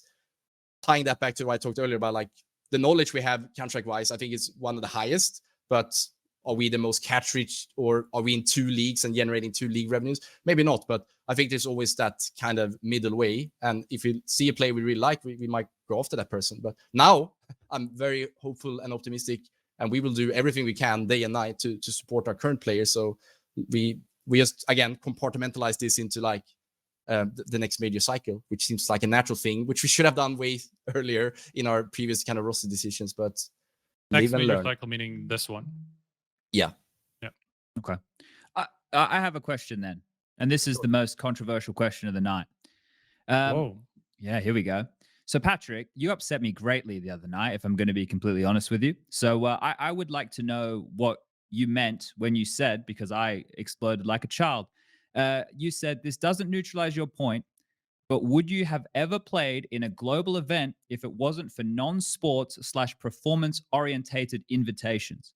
So I would like to understand what you meant when you said this, because that offended me beyond all belief, actually. Yeah. Taking a step back, I understand it was a provocative tone. I mean, we met each other. We had beers with each other. We are both born in the 80s, or at least I am. I mean, you're close to me. Just in we are adults in a sense. And I feel in general, between adults and people that goes a little bit back in time, it's not that we are sending Christmas cards and going on, trips together necessarily. Maybe that's the future. Who knows? But it was to it was to portray what I think is a bit of a naive view, because I think even in a complete open ecosystem in a sense, right, when you're trying to also allow, let's say, smaller regions or less representative regions to give them an opportunity to let's compete. put it this way. So here would be the, I guess, the real question, and you answer it so brilliantly, more power to you. But would LFO, just as an example, if it was just purely world ranking, and let's obviously give it a bit of a window so people can actually travel and prepare whatever, but let's say 3 weeks ago, the world ranking, those teams should go into Pro League, would they play there? That was kind of what I was trying to say in a sense. But the thing with the event is, and this is the thing with Valve and majors, right? If we were to do that with majors, right, we would be in a position. I agree with you in the sense that I agree on if we want the absolute best teams at the event, we should do it off of a system where everybody goes to qualify and we only take the top teams to go there, right? Yeah. But that is actually, with the example that I gave you, exactly what happened with my team, right? So my team had to fly over to compete to then qualify for the major against all the other good teams. So we earned our way into the big event, right? In terms of giving smaller regions qualifications to play at top events so that they can grow their esports scene, I think it's pretty short-sighted, right, to sit here and for me to go, oh no, we shouldn't do that. Well, of course we should, because we want to grow it globally. But I think to compare the two are completely different things. One is being a partner team where you're guaranteed a spot and you receive millions of dollars in revenue share, to a bunch of Australians who worked full-time jobs and loved the game and put their heart and soul into it and paid their own money to go overseas to compete against the best salary teams in the world and then still beat the cunts. And then for you to throw that in my face because you don't know about my history, you just assume that we received invitations, is almost the most offensive thing that anybody has said to me in my entire life, because my entire identity is Counter-Strike. On the latter part, same here. So how do I respond that? Of course I know your history. So it was simply like a question around the purity that you kind of represented in a Twitter, but now it feels like we're going to go into a lot of details here. But you have actually, believe it or not, all my love and respect, and of course, and I don't want to leave it on a note of, I don't think it should be open qualifiers in a major or ESL for that sake. I'm just kind of flipping the coin on its edge, whatever you like to call it, where it's like, yeah, surely you have that argument around like partnership team, but I also know it's not a full binary, like it's not a one-to-one comparison. But are you a little bit, I may be failing with words. It's been a very long day for me. I don't want to evade this topic because I literally came at it from a banter standpoint. We obviously beat those teams. Oh, SPUNJ disconnected. Was that the battery or was it SPUNJ disconnected? I understand that. Oh, there you go. Okay, you cut out. Sorry, it was the internet. I'm in a hotel. You don't know what's happening. No, I understand that after I read it, a couple of days later after I felt like shit. But I get the angle that you're with, but to comparing the two, there's no direct connection, right? Like to give smaller regions an opportunity to go and compete against the best teams in the world. I want that. Just to be very clear, I want that. But to then say that like on merit, like because realistically what you did there was threw it at me, right? If you used LFO as the example, then I would have been more for what you were saying. But you basically questioned my entire resume. No, I understand. I actually didn't, but I understand that the tone, the timing, the retweet, etc. I kind of portrayed it in that way, but wholeheartedly and sincerely, it was not my intention to shit on you. Like seriously. Okay. Well, look. Seriously. Seriously. Now kiss. I have said a lot of people. A lot of people. Yeah. So you have a lot of very loyal fans, I learned. I don't know about that. Now I feel like our guys do. Yeah. Well, from the stuff about Fnatic for sure, from all the stuff I read. But look, I wanted to talk about this so that we could at least give our perspectives, because I do act like a child on the internet every now and again. So you were just the most recent, unfortunately. So who's next, do you think? No, well, that's the thing. Like now I've got it out of my system probably for the next like 6 to 12 months. So we'll see about that, Chad. No, I've been pretty good. I've been pretty good lately. He has been pretty good. Yeah, he has been pretty good. Martin from HLTV had to talk to me one day. He's like, "Why do you care?" And then eventually it got through, and I was like, "Okay." Yeah, I understood. I shouldn't care. Like, I have people say horrible things to me on the internet every single day of my life just for existing and doing my job. So, you know, I should have a little bit tougher skin. But tried being a Fnatic and the manager or player for Fnatic the last few weeks. I can imagine, yeah. Yeah, but we're still, you know, waking up the same day and trying to do our best in the sports. But yeah, hopefully no massive harm done because it wasn't the intention. It was just to kind of provoke a conversation, which I actually think is quite exciting. And I don't sit with all the answers in CSGO and other titles. I love the fact that a Fnatic 2013 with JW being like 17 years old, whatever, and I think Modi was removed from the team. Devilwalk, not so Devilwalk, but Pronax got in, and 7 days later we won the entire thing. Obviously, a lot of things have happened since. So I don't want to shut that floodgate because there's a lot of great players out there. I do, however, still want to stress that I do think partnership teams, but I'm going to speak about us, right? But I also know there's better teams out there right now. But I think we have also earned our way, and that is not to say that we're going to earn our way just leverage on whatever past and legacy we have, because that's fucking bizarre. I might be proud about it. I might be sad about other pieces, but that we can actually, with the knowledge, with the trajectory and predictability over time, that we can hopefully provide value. And maybe it's another Patrick or another Andreas or another Fnatic player that sits here 5 years down the road. I would, however, be a bit worried if we don't have any like commercial security in some way. I know it's limited, time-limited commercial security because we still need to be sports performative. But then I can't, with the hand on my heart, say Fnatic next 10 years in Counter-Strike. But stuff like this. But I don't think we've seen the final shape of competitive Counter-Strike. Seen a lot of iterations. Like in Flashpoint, what happened to that 18 months ago, you know? Like, yeah. We even talked to those guys like that. That sounds quite interesting, but that didn't happen for us. Other teams, but where are those teams now, right? So you maybe have those bad fishes lurking around in the water as well. This is like, oh, this is an asset. We can go out to sell. It's going to be easy. But I mean, these people can fuck off, right? Like we are here. We've been here 16 years. We haven't been here since day one. I have of Counter-Strike, but Fnatic has been in 2004 and invested in 3 different Counter-Strikes. 4 if you include WCG, I think. Okay. Yeah. The 1 year of CZ we got, right? Okay. We didn't qualify, but yeah. Oh, all right. Well, let's do this, right, Patrick? Because we've had you for longer than we said we would. It's almost been an hour and 45 minutes now. Just 1 hour longer than we told them. Yeah, just an hour longer, but it's been good. We've learned a lot, and I think having a perspective from somebody who is the co-owner of one of the biggest esports brands in the entire world is very valuable, and for a lot of our viewers as well.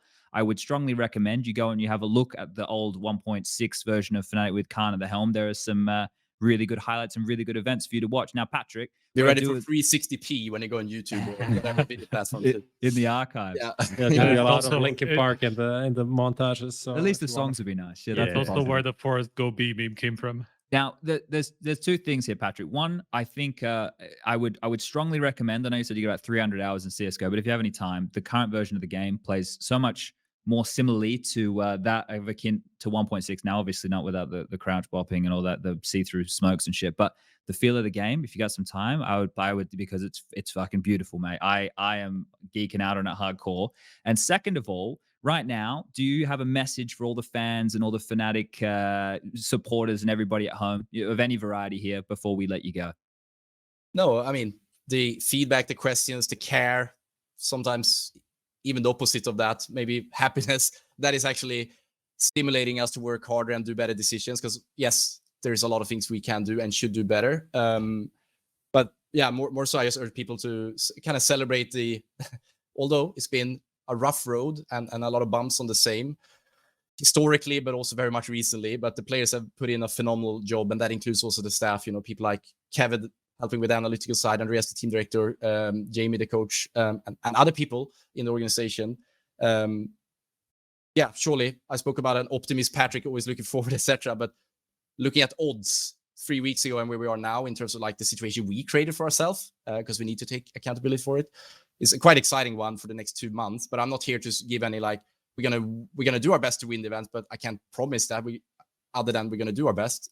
Not that we're gonna win it, but the kind of further updates and whatnot we need to follow post major in terms of if you're going to do any calibration, but we might also have an outcome where we do really well, and we see. What I learned so far is that things change very quick. And if they want to find you, where they can find the Fnatic Discord. I hang out on Discord a lot these days, actually, especially on the CSGO channel of late. Becoming a Zoomer voice, but yeah, I'm at Twitter at times. particularly retweeting and writing to old farts like yourself to get you out of your comfort zone. It's a great marketing scheme, isn't it? Because now you're on the show. It all worked out, right? All right, that was my plan all along.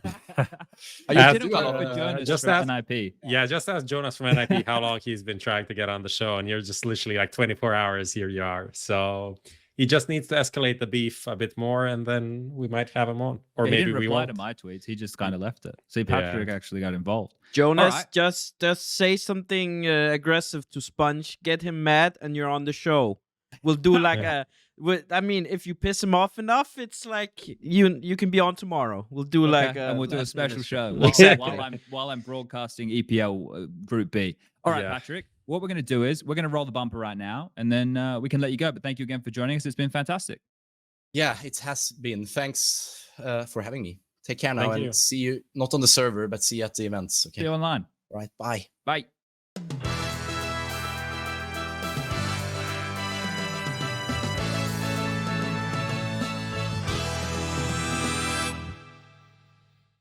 All right, we're back, and it's the three of us here. I'm going to get into the recent news. Guys, I want you to add about another 45 minutes, right? If you told you misso, right, if Striker, if you were going to go make yourself a bloody apple teeny or something, mate, you're going to have to wait 45 I've actually never minutes. made that, but I would like to. You're going to have to wait 45 because, look, the people at home, they want I could to go make it now anyway. So well, anyway, let's for everyone that's maybe tuning in, there's a great recap of everything most important on Twitter. Twitter user Just Harry GG, some might know him as the winner of the Medal of Honor tournament in Abu Dhabi, sometimes also casts. He says, this is the recap of the show. Can't believe it. On HLTV Confirmed, cArn just said that fnatic will be Forrest Getright, Alex, the Spanish one, Brollan, and Jay-Z Walking Z, going forward with Alex, the French one, as the coach. They'll be learning Spanish. They're all learning Spanish to accommodate Alex, the Spanish one. Very bold choice, but excited to see how it pans out. There's also a quote from cArn. It's in Spanish, so I won't try to read that. Amazing. I love it. I've been laughing at this. I'm not even lying. Like the last 30 minutes, I just like I look at this, I read it, I laugh, then I go to chat. Then they think I'm laughing to chat. I'm not laughing at you guys. I'm laughing about Harry's amazing tweet. That's been my life. Well, how about you, Chad? You happy now? That's some kind of a recap. Well, I feel like with me having a tantrum on the internet, like it obviously nobody really gets to see my perspective because I don't give the context. I just kind of get mad and assume everybody should just understand what I'm saying. So getting to talk about it was good, and getting to hear cArn's perspective on different things was good. I think that talking about the hybrid is probably a good place for us to be because not having the pillars of the community here to keep us going, right? If times do get a little bit tough, that would suck because those people have been consistently supporting the game. So like, I'm not fully against partner teams. I just prefer the idea of merit-based things, right? Yeah, it's just about finding the balance that works and, doesn't really hinder the grassroots too much, but also gives like some form of consistency for orgs to develop in this, in this sporting direction, let's say. All right. I think that makes sense. Let's talk about like GODSENT.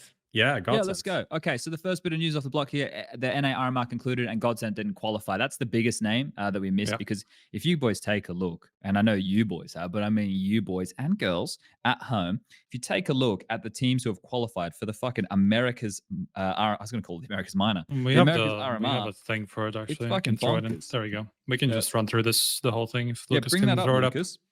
Excuse me. So the Americas RMR, Furia, Complexity, Liquid, Bad News Bears, Team One, Party Astronauts, Evil Geniuses, Pain, Case, Imperial, which is Fallen's Mob, 00 Nation, 9Z, MIBR, Sao. I apologize if I get this wrong. It's probably a football club or something. Sao Catano. Yeah, Isurus and Leviathan. They're the 16 teams who qualified. Now, GODSENT and Sharks are two of the more notable names. Now, Sharks, you guys have probably seen around the traps for a while, and GODSENT, obviously, with Taco and the boys, they missed out.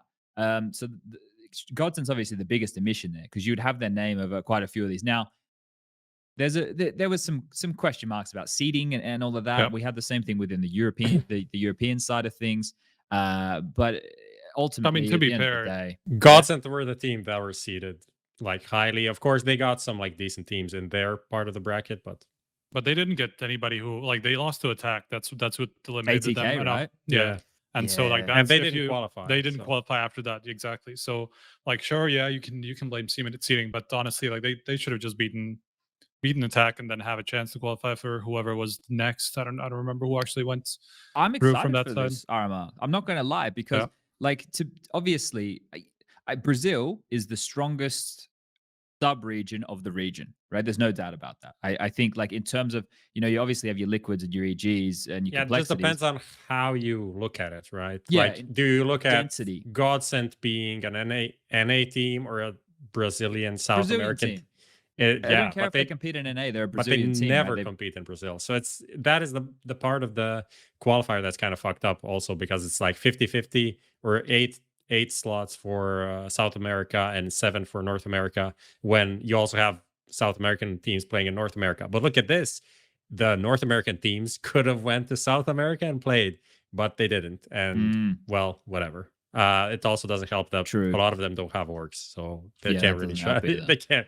And even if they had them, they probably wouldn't have passports or whatever the fuck, or a vaccination or whatever they fuck up every time they need to go to an overseas event. The thing that excites me the most about all of this, though, is that Imperial with FNX are going to go undefeated in majors, right? Because he's qualified for the RMR. Now he just needs to get into the major, and then FNX is not going to lose one, right? That's what's going to happen, boys. You guys didn't like that joke. All right, fair enough. I appreciate the attempt, though. Fine. Okay, well, I guess we can continue with the GODSENT news. We touched on it a little bit before. Prof brought it up. Prof, do we get anything more official right now? Well, Ryan just posted something. Felps benching is official. The Henny part is just he's just signed up apparently for EPL, but they haven't. How does he get another chance? I'm glad he does. Right? I think it's, I'm glad what Ryan said who actually brought the Henny report up on Dust 2, he said he was asking how they're allowed to bring in Henny as an emergency sub when it's not actually an emergency, and then he said GODSENT actually came to him explaining that there was actually some medical reason why Felps is not Felps is out, so he could be back then. Felps could come back. It looks like it. Okay, so the Henny thing is more likely temporary. I'm talking could be from, like a couple of reading months. 2 tweets, so I don't want to talk out of my ass here because I haven't actually read up on it, but that's how it looks like at the moment. Okay, well, this one I guess we need to wait for it to develop a little bit more, right? I don't think we should speculate too much about what this. we can say, it's a big hit. Phelps is their best player. Phelps is their best player. That's that's the one consistent thing that we know about this team. So that's a big hit. On the other side, I don't know what to say about Henny. Like, it could be a good test for him, and then if he proves it, he's a fragger. Then then maybe one of the other guys goes out, and then they have a stable opper. Phelps come back. You can see that happening. Yeah, but you can't just say like the pain for GODSENT not making it even to the RMR is insane. Like, this is the team that needed to be there, like, no questions asked. And they lost to ATK and they lost to Pain, I think, in the first one, or to Team 1. One of these two teams. I think it was Team 1. Yeah, so these are teams like you should be beating them. Yeah. You should be beating them consistently. So, but maybe this Felps issue, I normally don't let teams off the hook, but maybe the Felps issue had something to do with the underperformance, right? I don't know. I didn't watch the games. I don't know the stats. I'm just speculating right here. So maybe I should shut my fucking mouth for once in my life. Yeah, I mean, there's no point. Okay, let's jump forward to the next piece of Reciante news. Gambit to play as players. Now, I saw a really good thread on HLTV where somebody came up with a bunch of good names that they could have played as, but they've just gone with players, which is going to make it very difficult for the analyst desk and the commentators to talk about the team. So we might just give them a fun name. We'll just call them whatever we want. I like Nafany's anime squad. I like that one. It's pretty good. And that was pretty team, good. Yeah, I like that. So I'll be taking official suggestions on Twitter that we can use, or we could just call them the men's, right? We could, they could be HLTV's team, and everyone could get behind them. But I'm sure that the name, what is more important is the news that has come out, right? That they will be playing. That is the most important. Yeah, who gives a fuck what they're called? They could be called Big Black Dildos. Who cares, right? Whoa! What can I not say? Big all black of dildo? us like that. They could be called whatever. The whole point is the name is it has no consequence. It really has no consequence. It's the 5 players in the server who'll be competing. I'm curious if Groove will be behind them or who will be the coach. Like that is something that I think is probably a little bit more of a pertinent question. But all in all, it's good news. Do you say that because Overdrive tweet? No, not yeah. That is one part because the Overdrive tweet about like Gambit selling their CS:GO roster, which is, I think that is reasonable potentially to happen. I don't have any sense, right? I don't have any additional information. It just came out today, but even before that, we had a chat like in our Discord about like Groove as the CEO of Gambit. Like, is he going to be allowed to play at? Like, is he going to be allowed to coach at EPL? I don't know this piece of information. Like, he is a part of the, the ownership structure. The ownership. So that could maybe not make him eligible in terms of like if they don't want to have ties with Gambit, right? He is like CEO level, he's C level. I would imagine even if he was, I'm not necessarily sure he would actually turn up. Just because of potential backlash, people would go like, well, what's the Gambit CEO doing here, and stuff like that. So I feel like it would be smart of him not to go there, even if he was allowed to, Yeah, I didn't get the response, so I'm gonna sound really dumb here, like, which is par for the course, really, isn't it? But even if Gambit wanted to sell the team, how do you sell the team? Like, how can you send the Russian organization any money? Yeah, well, there's probably going to be some account somewhere, There's Malta. I mean, it also Cyprus. depends on who, because obviously, like Chinese and whatever, like organizations that don't impose sanctions on Russia can actually trade with them without any real repercussions. So it's not like they can't sell to anybody. It's just they can't sell to any European or organizations. They can't really trade with them. Have you heard about Bitcoin? Oh, that's true. Welcome to Lucas's corner, everybody. Look at him; he's popping himself in. That's it. It's true. There's probably multiple ways that there's more than one way to skin a cat. I'm not gonna. Yeah. I mean, it's obviously going to be difficult for them to sell the team, and it makes like obviously if you're Gambit, like this is a no-brainer. Honestly, like if you're not going to be allowed to play in a bunch of tournaments or actually be represented in any tournaments, then like what are you doing, right? Like there's literally no reason for you to have this team anymore. Good business. And of course it's shit for them. Like what can you say about that, right? But like if they want to salvage anything that they have, then whatever. Yeah. Sorry, Prof. Doesn't seem like they're going to be able to get much out of them because like everyone knows that they're nobody wants to touch that with a 10-foot fucking barge pole. Yeah, but it's also like get the first offer probably. Yeah, whatever. Maybe we can just let's do that. HLTV. Sponsor team. Yeah, that there is totally no problem with that. Let's crowdfund it. Just a question though about it, right? Like, would an American team consider buying a Russian squad? American not org? Not now. Well, that's what I'm saying, right? Like the only orgs I can think of are like Cloud9, Optic, TSM. No, I mean that's not gonna. I don't think they even can. Because this organization is under actually like one of the sanctions companies, it tracks a long way. There's like 3 companies in between. I think you're thinking too proper about this. Like, why can't they just be released from their contract? Yeah, well, of course, signed by another team, and then this org pays some, let's say, marketing or consultancy fee to this semi-unrelated company based in of course, the Virgin Islands. You don't want to take that risk if you're an organization like that. That's a lot of potential backlash that can go your way because you're not complying with sanctions against the Russian team. So like this is going to be always. I don't think any Western team is going to touch Gambit at the moment. They're at least not for a fee. Well, as they say in that part of the world, suka bliat. Let's move into the next piece of news. This is a banger right here. Golden Devilwalk TENZKI joined Draken on Savage. What the bloody hell's going on here, boys? Honestly, great team.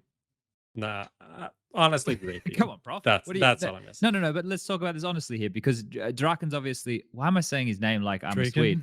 Yeah, but like I think this was a Draken. Yeah. I don't know if that's true. Maybe that's true. Maybe some Swedes in chat can tell me. But golden to in-game lead, right? Could have asked. TENZKI's always been the consistent, like moldy type, always getting his numbers type player. Draken's in the server. He's returned from Valorante. And then you've got Grux, who's been floating around like the sub regions of. He played in North, didn't he, for a little while there? And then there's some kid called D-Zone, and I've never heard of him before. I apologize, young chap.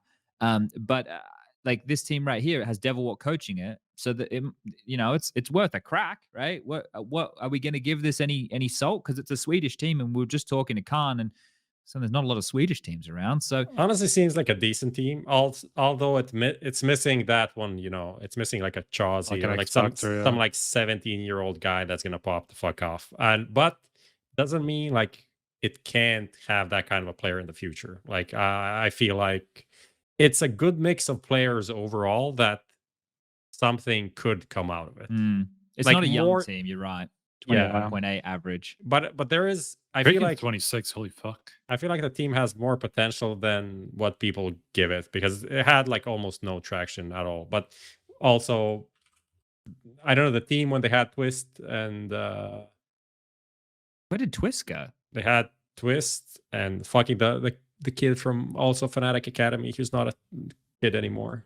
Is Twist on a team or he's on Finest now? Yeah. Oh. Him and Jay-Z or Blessin, Kriaz. Blessin, yeah. Oh, they had some good results with the dude. Twist and Annika's Blessin. beard is real big. That's a hefty fucking beard, bro. You ever seen a beard like that before? Probably not in my life. It's a fucking beard, mate. Sorry, I cut you off to. So yeah, I just want to say there's maybe some potential for this team to do something. I'm not saying they're going to be a top 20 team, but I don't know. I like the mixture of players. I feel like something's gonna come out of it, especially with Devilwalk as a coach. All right. Should we jump into Skinionaire? Is that what's up next? I think so. Yeah. Okay, we'll do Skinionaire. This is where you at home get to win some skins. Brought to you by Bitskins. Questions for Chad. Oh, lucky Questions me. for Chad. Expect the unexpected. I need a link, Lucas. I don't know where I'm looking, brother. Type Bitskins in chat, ladies and gentlemen, boys and girls. If you want to enter the draw, 5 tiers. Each question, I guess it's me. Each question I get right, you move up a tier. So let's see if I'm in a good mood or not for this evening, and if my brain's functioning as it should. So we're going to jump on into this. Prof, or actually, Striker, you want to ask the questions? Yeah, Prof, sure. I'll do it. Curated them, so you can do the asking. Yeah, all right. Do the announcer thing. Who wants to be a Skinionaire? Brought to you by Bitskins. All right, question 1. Which of these organizations doesn't have a team qualified for ESL Impact? Copenhagen Flames, Furia, and CLG. Copenhagen Flames. Are you going to click it or? Locked it in, Eddie. Eddie's the name of the guy who does it in Australia for Who Wants to Be a Millionaire. Correct answer is Copenhagen Flames. I was looking at the list today when you guys posted the news, so I was paying attention. I'm proud of you. Thank you. You're following the Copenhagen Flames news. Question 2. Congratulations. Okay. Which one of these players hasn't played for the academy team in the last week? Keto, Fuzi, and Pepsor. In the last week, including today, Prof? Yes. Like the last 7 days. It'd have to be Pepsor because Fuzi played today. What about Keto? I don't know what's happening with Keto. I'm just assuming. Okay. Wow. Okay. Here we go. Correct answer is Pepsor. Yeah. Sounds like you should have been up to date with Keto playing for the. To be honest, we kind of went under the radar. But this is also like a self burn for us because we didn't post anything about it. So just saying. But the thing is as well, like Big are using Crimbo. Well, they haven't said anything about it as well. So yeah, I made an assumption. Sometimes you got to do that in life. Sometimes you got to take a couple liberties. All right, next question. Which team won Philadelphia, beat EG in a qualifier, but failed to make the Americas RMR? The correct answer here is Xtrfy. They beat Apex is academy team in the final. Apex Rebels. There it is. You guys just think I read the fucking headlines. Sometimes I'm actually paying attention. I mean, that part was the headline say. The headline say that's right. where it all goes wrong. All right, I'm nailing it right now. The chat's real happy with me. People spam Bitskins if you want a chance to win a skin, guys. Someone just asked why. All right, hit me. Question 4. Imperial, aka The Last Dance, were 14-2 up on the second map of the Blast Showdown qualifier, but failed to close it out. Who did they lose to? Sharks and 9Z. There's two correct answers here, though, isn't there? Isn't there two correct answers here? I feel that there's two correct answers. One is one is confirmably correct, and the other, you know. Okay, well, they lost to Sharks. Yeah. That's the team with Zevi at the moment. I wonder why he never really got to pop off in the way that I thought he should have, old Zevi. Well, all right. That was Last one of question. five. One of five This is comebacks on from 14-2. SPUNJ special question. SPUNJ special. Here we go. Oh, the last one. Okay. Question 5. Holy shit. Sixer had a great game as Ambush lost to Falcons in the Fantasy Expo French qualifier, prompting the creation of Signed Sixer forum threads. What rating did he post against Haji and company? 133, 147, 199. All I get baited by those fucking holy Sixer shit. threads every time. You little worms on the forums. Oh my god, Sixer. I click the thread and there's nothing in the thread. Look at this. This time he had a great game. The best of 3 went Let's go all for three. the big one, man. All Best of 3 3 went maps. all 3. But his There's team no lost. way he did a 1. Okay, 99 out cross There's 3 maps no and way he lost did a the way. 1.99 if they Yeah. lost. Same. I have no idea. Who else so, was like, on his team? Devilwalk 7, and 9, 3 unknowns. 8, Completely Fuck, unknowns. this is 7, ridiculous. 6. I'm just going the middle. There you B. An ape can get one question right, surely. Here we go. The reveal. Oh, thank Good Jesus, Joseph and Mary. Lord Gabe, I pray to you every morning just in case I have a Skinionaire come my way. Ladies and gentlemen, boys and girls, 5 out of 5. Would you bloody fucking believe it? One of you lucky viewers in the chat will be winning a skin valued at $50 dues. Lucas, draw that winner. And the winner is, holy shit, oh my I'm God. a Sasquatch. I'm Sasquatch. Just How long has he been since following 2019? since 2019. Yeah, okay. I'm a Sasquatch. We'll be reaching out to you. And when I say we, I mean Lucas. Our people will talk to your people. Yeah, and we'll get you the skin, or the skin valued at $50. So congratulations to you. This has been Who Wants to Be a Skinionaire, brought to you by Bitskins, one of our lovely sponsors. Now, moving forward, let's keep on jumping. Let's get into ads. Roll the ads. The Xtrfy M42 RGB, what a fun mouse with 5 colorways, lightweight frame at just 59 grams with a swappable backplate to suit your grip style, the sensor, the easy core, the smooth skates, and driverless control for RGB and DPI is why you should check out the M42 RGB down below. Fist bumps go to the teammates. I wanna see you roll as fast. Win the round. Win the game. Parry Match, your esports teammate. Buy and sell your skins now. Easy, fast, and safe. The best skin site. Credit card deposits and withdrawals. Instant cash out methods. Get the best deals. Quick, simple, reliable. Bitskins.com. And we're back. Thank you for sticking through the ads. We are brainwashing you with advertisements, right? That's how this works. That's how advertisement works. That's how it works, guys. Google it. How does it work? I don't know. That's Anyway, how it works. ESL Pro That's- League, season number 15, Group A. Now, during the conversation with cArn, I said that I thought the Counter-Strike was dog shit. Do I have agreements or disagreements? Either of you Wait. are more than welcome to get going on the answer. That what was dog shit? It Group was A's shit. Counter-Strike was It wasn't not even very the- good. Look, I can Oh, live Group through. A. Okay. I can live through bad Counter-Strike. But at least give me like a good narrative. Give me some storylines. Give me something to get excited about. And there was. I mean, G2 losing to 3 standards sounds like a that's pretty just nice storyline. that's like just a comedy. depressing. That's just depressing. I don't know. I have enough of that in my life. I want like something to get excited about. Give me like a Braveheart story. But the most exciting thing of the event was Ben. Ben Savage was the He like saved they the group. milked the fucking shit out of Well, Ben we had Savage. to. What else were we going to talk I'm about? just, MOUZ like- Sports playing default Counter-Strike and showing no depth. fnatic playing with 3 standards. G2 not having Alexi B and looking dog shit. Entropiq and NIP, which are 2 pretty good teams with high floors, but just play standard. What are we going to get excited about? It We're was going to get really- excited about a ginger from Australia who loves his goddamn son and appreciates everything he does. That's what we're going to get excited about, Prof. And we did. and we'll milk that fucking cash cow. And everybody loved it. Even CSGO put it as the banner. So Ben, shout out to you. You're a bloody legend, as we would say down under. I have a good storyline. Hit me. MOUZ missing Katowice and then being the highest rated player of the group. Fucking mega consistent performance. He was a fucking huge player for them. Even though they didn't make it through, I think he deserves an honorary mention, honestly. Like I didn't know what to expect from MOUZ after, the whole Katowice mess. They basically got through because JDC somehow played way better than anybody expected. And then, MOUZ comes back and he shows everybody. So I'm obviously giving a very harsh critique here, but like we can actually dissect a lot of this, right? So like NIP, let's start there. They topped the group, right?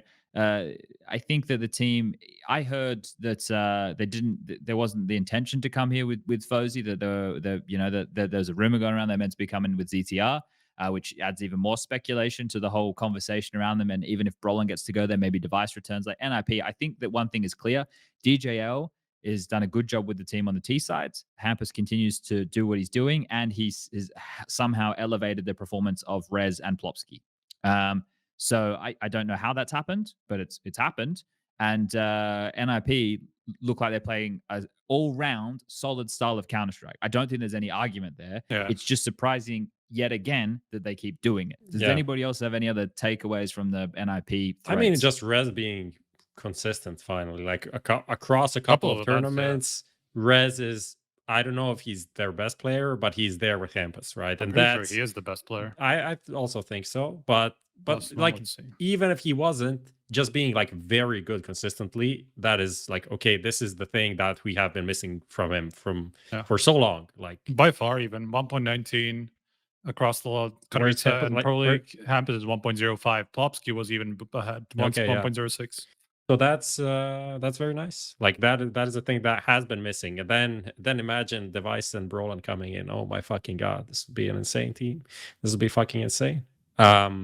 But as we heard from cArn, as I quote him right now, we're not selling Brollan. I'm just joking. He was really hard on that. But he just said he didn't say that they were selling Brollan. Yeah.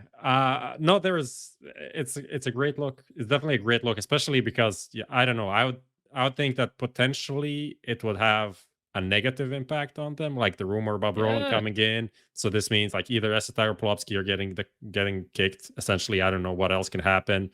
Well, maybe FUZY, not, right? Because Fuzi's gone straight back to the Academy League. That is true, but whether they're going to play with no upper, like why not?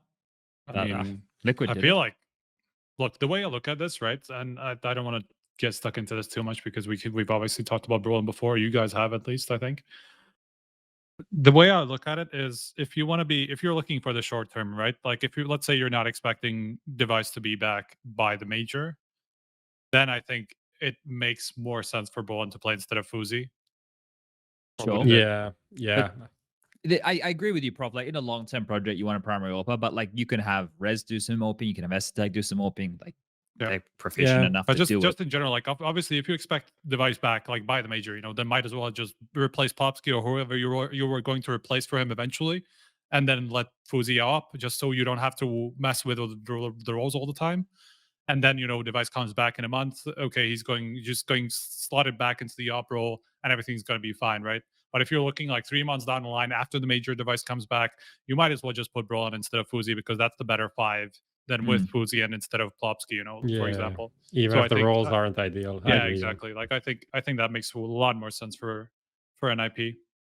Okay. And we haven't gotten any indication that Device is coming back. Let's have a bit of a census here, though. Let's have a census. Let's just off of our gut feelings, right? Like I don't have any more information than you boys.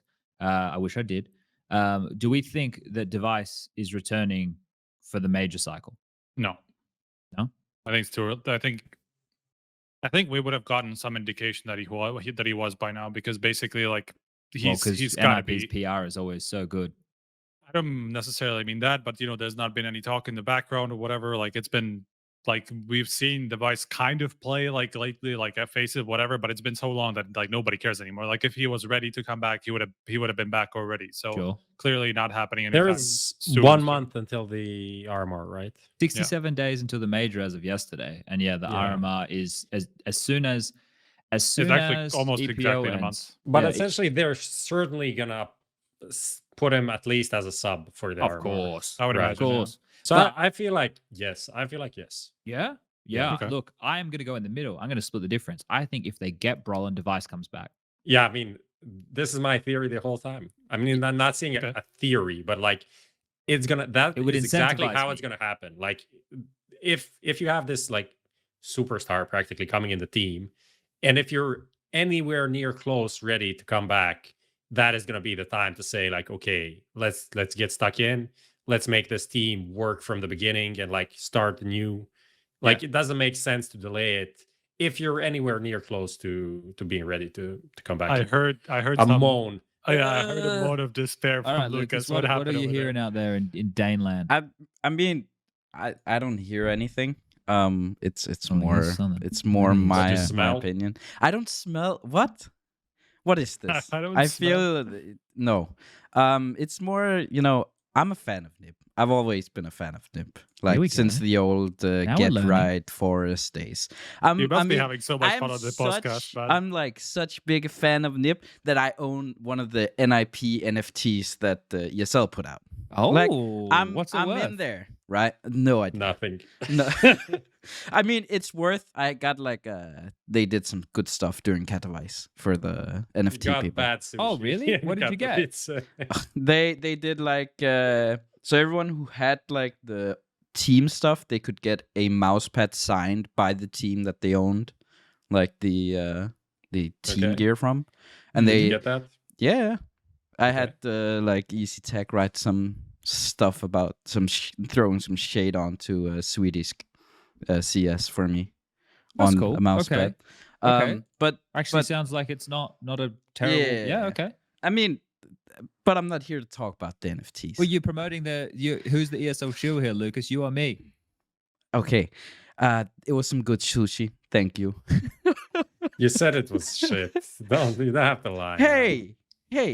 Okay. But I think I don't have an opinion if Device is coming back. The only opinion I have is that if Device is coming back, it's not going to be good.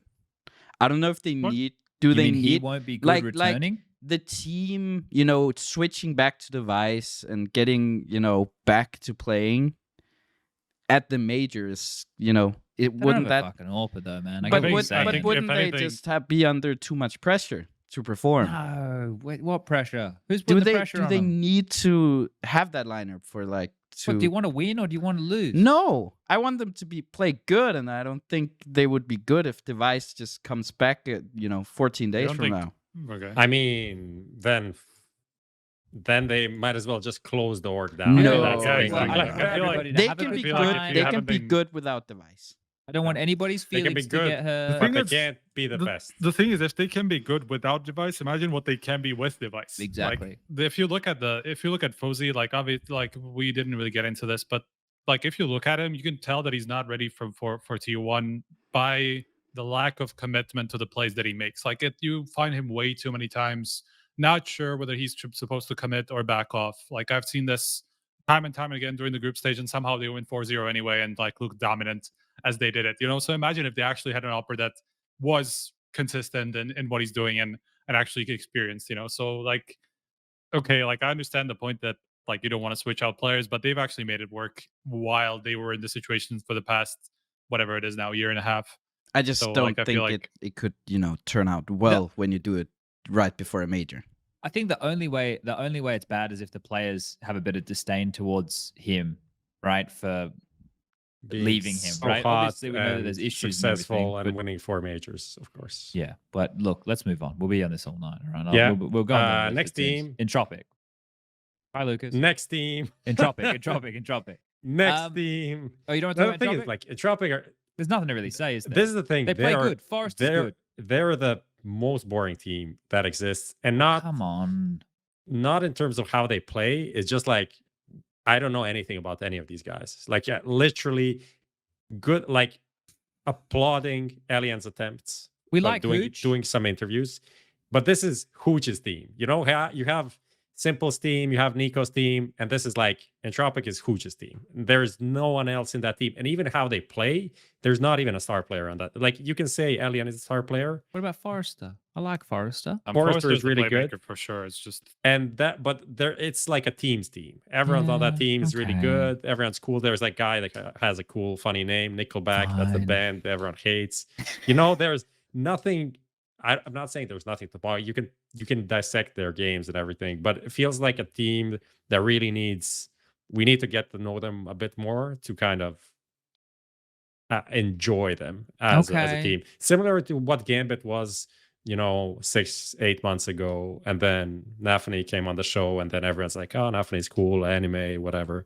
We need that development for Entropiq. Okay, so we need to get someone from Entropiq on who likes anime. Fair enough. It doesn't have to be. It could be K-pop, for example. All right, let's do fnatic because we obviously spoke generally about them, but let's talk about the parts of the team. I don't think we should talk about the team as a whole because we know that Crims is now playing again for Banjo.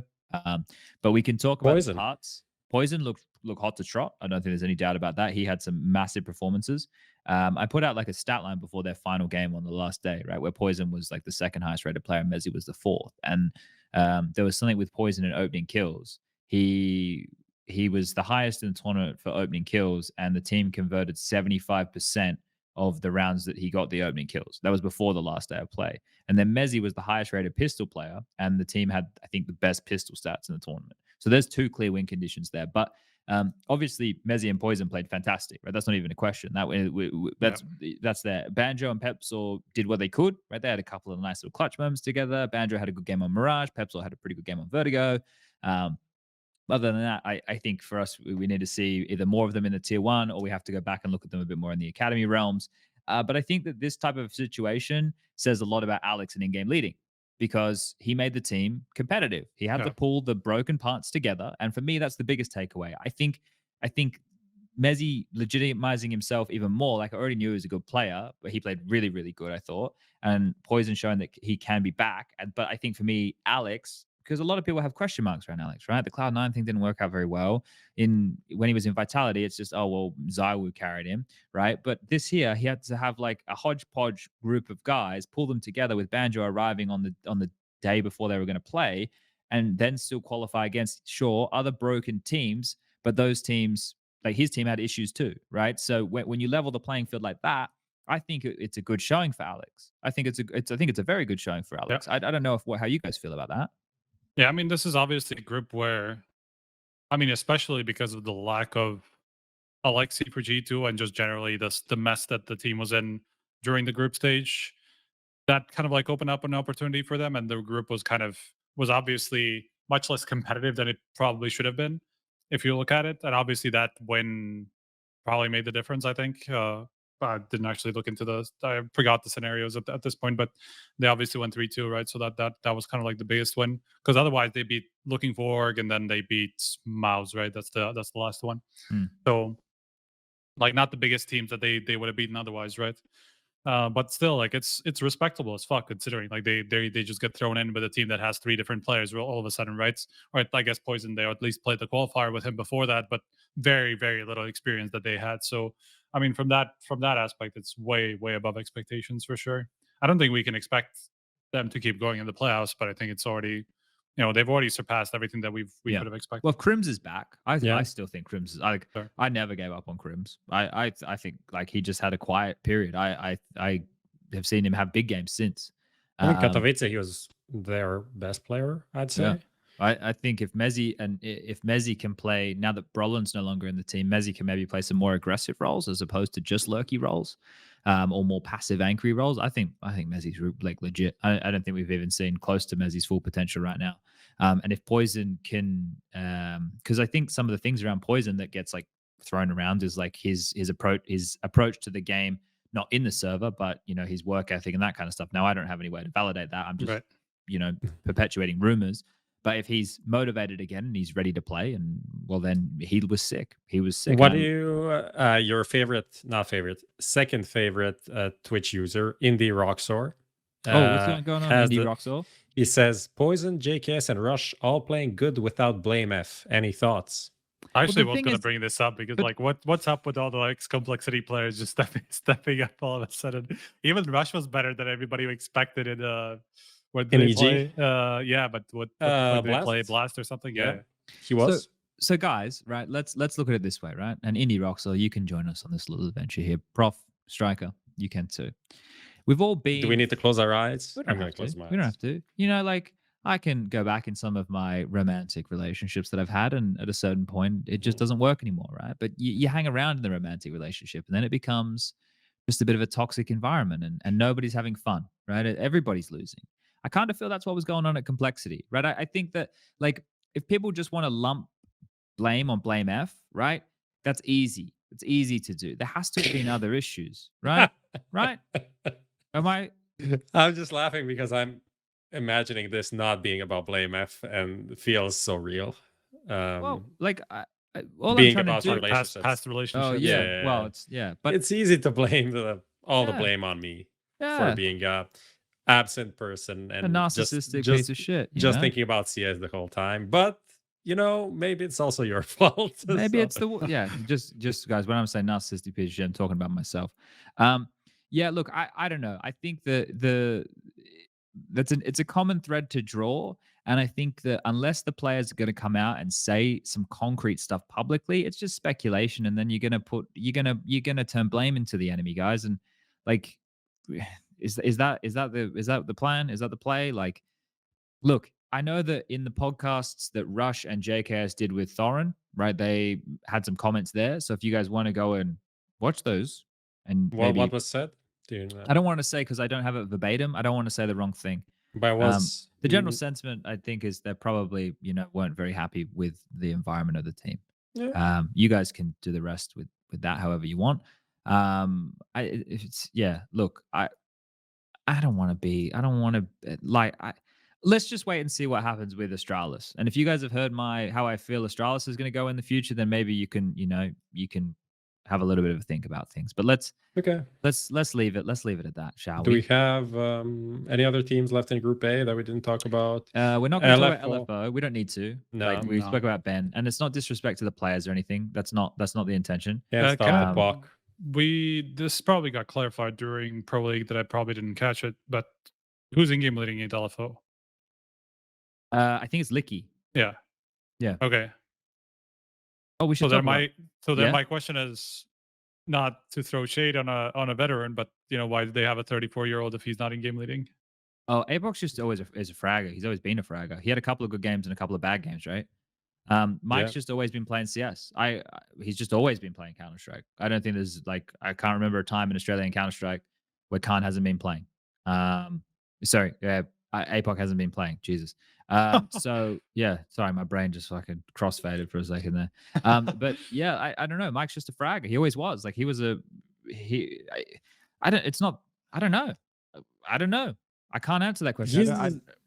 On average, I mean, yeah, currently last 6 months he is their worst player, but he's been good from what I remember. He's always been kind of good. He hasn't been like the worst player on the teams he's been on. Oh, I don't know. I can't tell you the dynamic of the squad. I won't even pretend to try. I saw some like glimpses from all of the players. All of the players had some decent rounds, right? I don't think I was critiquing them live while I was doing their games. Their T sides require a lot of work, but they did a lot of learning. They're playing against some of the best players. I won't say teams because the teams were crippled, but they're playing against some of the best players. And it was never going to be easy. Just the basics. Like just the basics of understanding how to default and stuff properly. We should do MOUZ and we should do G2. Okay. I mean, yeah, for MOUZ, I just wanted to give an additional shout out to BMS for his play. Definitely, there was that replacement with JDC hype, which okay. I hated how people would compare that. Didn't we talk about it last week, Prof? Talking about just one event and everything that happened, and just he had a couple of good games. He had a couple of good games. Potentially, if BMS is shit, then yes. But I don't know. I saw a decent trajectory, but I didn't see this coming from BMS either. This is way better than anything I could have seen coming. It's just he felt in some of these situations just like he watched for the last 2 months just watch Rob's demos. That's all he did. Like people are playing in Katowice, just I'm just gonna watch Rob's demo. So he played really well. So shout out to that. He even talked about somewhere. I don't know if it was on the stream or whatever it was. Oh no, it was like a tweet, not even a tweet longer. It was just like a screenshot of a statement or whatever, where he said that he was feeling a lot more comfortable than when he was in phase and doing those same. Right? Yeah. When I'm not even sure about that. I just saw it on Twitter, I think. But he was talking about how, like, after transitioning into more of the lurky roles, he has been feeling a lot more comfortable, despite the fact that it wasn't the role for him in phase. He's just grown since then and seems to be relishing in that role or whatever. Yeah. I liked MBK continues to impress me. Like his aim is like crisp. Like he's hitting some banger shots. Like I really like watching Nathan play in this new revitalized version of himself. It's good to watch. I like it. Borgi was okay. It wasn't super sexy, but he had that one game against G2 where he was popping off and kind of proving that he can hold his own on this level. He wasn't like consistently super amazing, but okay performance. Let's see how it develops further. It wasn't that big tank from the Katowice one, which was the thing that I was concerned about happening. So yeah, overall fine, but fine. Yeah. I think the thing is their play style put me to sleep. So I'm hoping that they're still just working on the base, like they're just working on the defaults and being able to approach the game slowly and methodically, because their play style was boring. It was as boring as like VP approach to when VP were just playing super slow. And Dexter every round on Mirage, just really struggling also, like individually. What about the LFO game? Someone just said 0.72 rating before the LFO game, and that's like that's really bad. That's really bad. Not ideal. Yeah, I guess he's gonna have to just like destroy the LFO. Pull the stick out, right? Because you're gonna have to start performing a little bit better than that. Yeah, I don't know. I won't make excuses for him. I don't know. I don't know why he's performing badly, but you have to be performing better than that. I think it goes without saying, right? Yeah. And we didn't even mention Frozen. He's like the fucking star of the team. Okay. Who was the other one? G2. Do we want to bother with G2? I don't even know what the fuck to say. Look, they look so like, bad how do you Alexi, the thing is, like, they look so bad without Alexi. You can make excuses, right? That they, Alexi came in last minute, but even in that last game, right? Or I mean, the one that mattered, but against Entropiq, they should have won. There's no way they shouldn't have converted that lead. And you can make excuses. Oh, we haven't really had Alexi the entire week. Like, you're in a position where you 100% have to win from this position, and if you don't, you fucked up really big time. So, and there was even on 2 maps. It was on Nuke, and what was the previous one? Dust 2, I think, right? Yeah, Dust 2 was the previous one. So like you're in a position where you should have won that series, and then you're heading into a game against an IP who obviously don't give a fuck because they're already 4-0. So you can actually make it out of this group without, and then you kind of like salvage whatever happened early on without Alexi, right? Then you're gonna be okay. Nobody's even gonna look at it. But like then you drop these 2 leads that just like go back to everything, But and still, you lose to a Fnatic with 3 stand-ins when you have 1. This does amazing for Alexi B stocks, though, doesn't it, Striker? Yeah, I mean, to be fair, like they did have Alexi and they failed to close out the lead. So no, but that's not the point. The way that they played in the games before that was like it was night and day. And like it's the also fact they didn't close out against Entropiq, a team who qualified, a team who had a lot to play for, right? Like, look, sure, if you take that game as a sample size, yeah, sure, they didn't close out. But comparatively to how it looked when Alexi wasn't there, and then when Alexi was there, night and day difference. And I mean, you can look at. Yeah, I was gonna just say that actually, because Nico, I didn't actually notice this, but Peter actually alerted me to this, that he has been trying to do more of the utility work, which could be just a sign of him trying to replace Alexi in that sense as well, because obviously that's kind of like Alexi's thing, right? Like he's always going to be the guy who picks up leftover utility and try to deal damage and stuff like that. He's just always going to carry a lot of utility. And Nico was doing a lot of that. Apparently, I didn't actually spot it until Peter told me, and then I was like trying to look at it, and I actually saw a few rounds where I understood what he meant.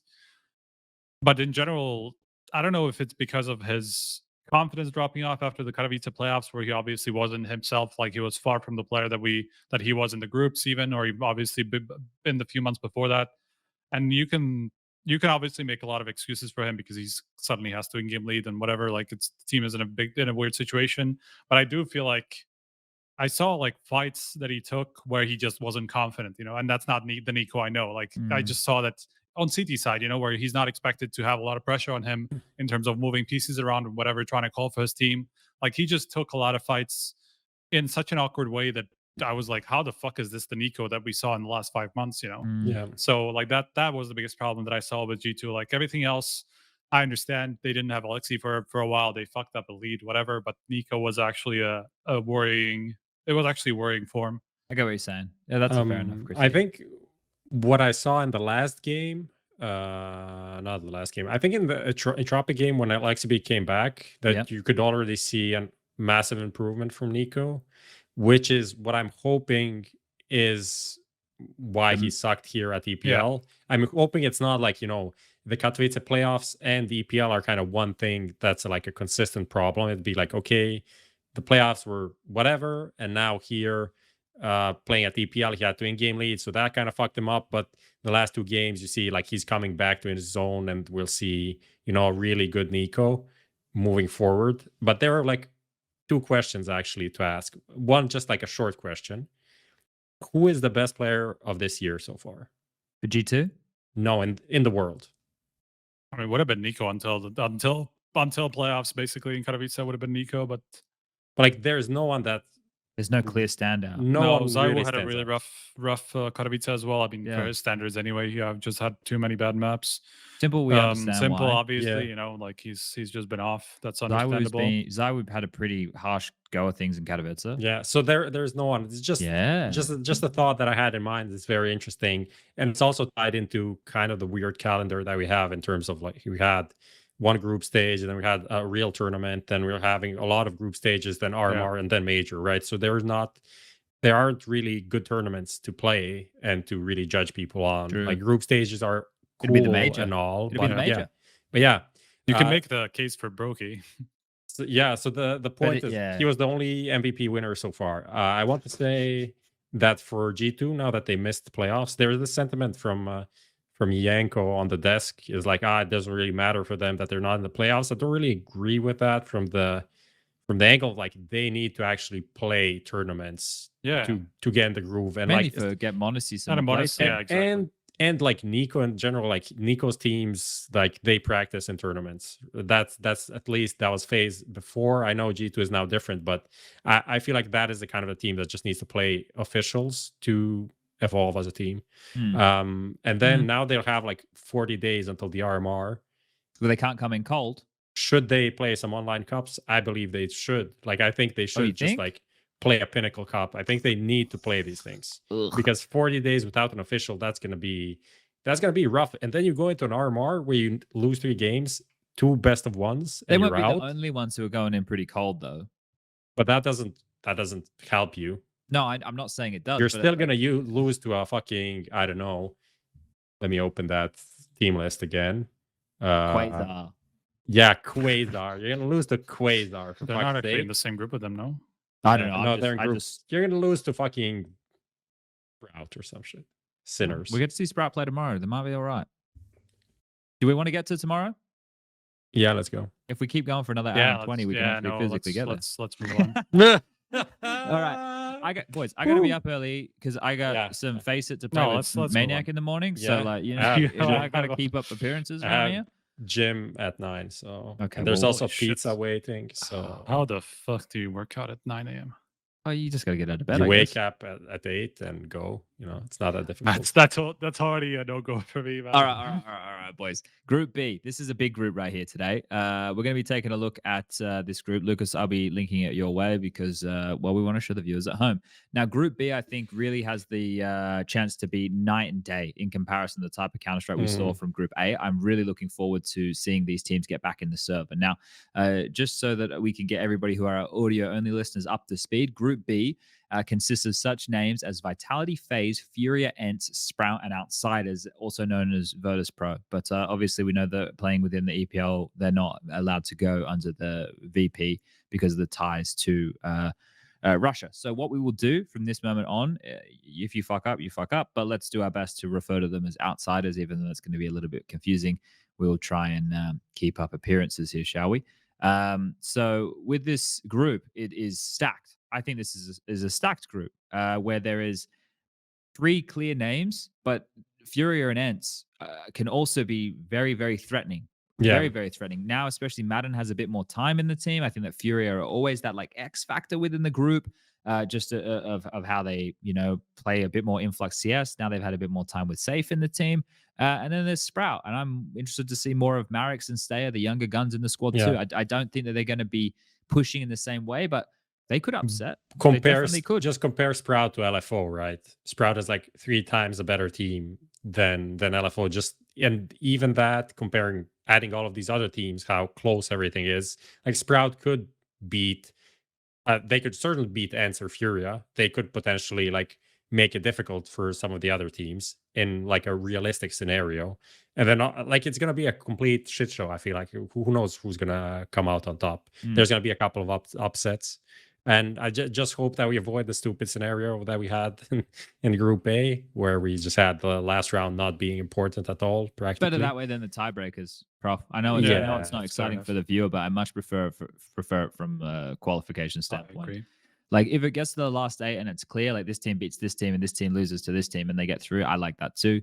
But it's much better than having one team just not give a shit about in the last round and like everybody else does though. Like it's still, but that's the worst part of round robin, where like you get to a point where one team is already through, already out, and doesn't give a shit, and that just like throws the entire group into fucktown.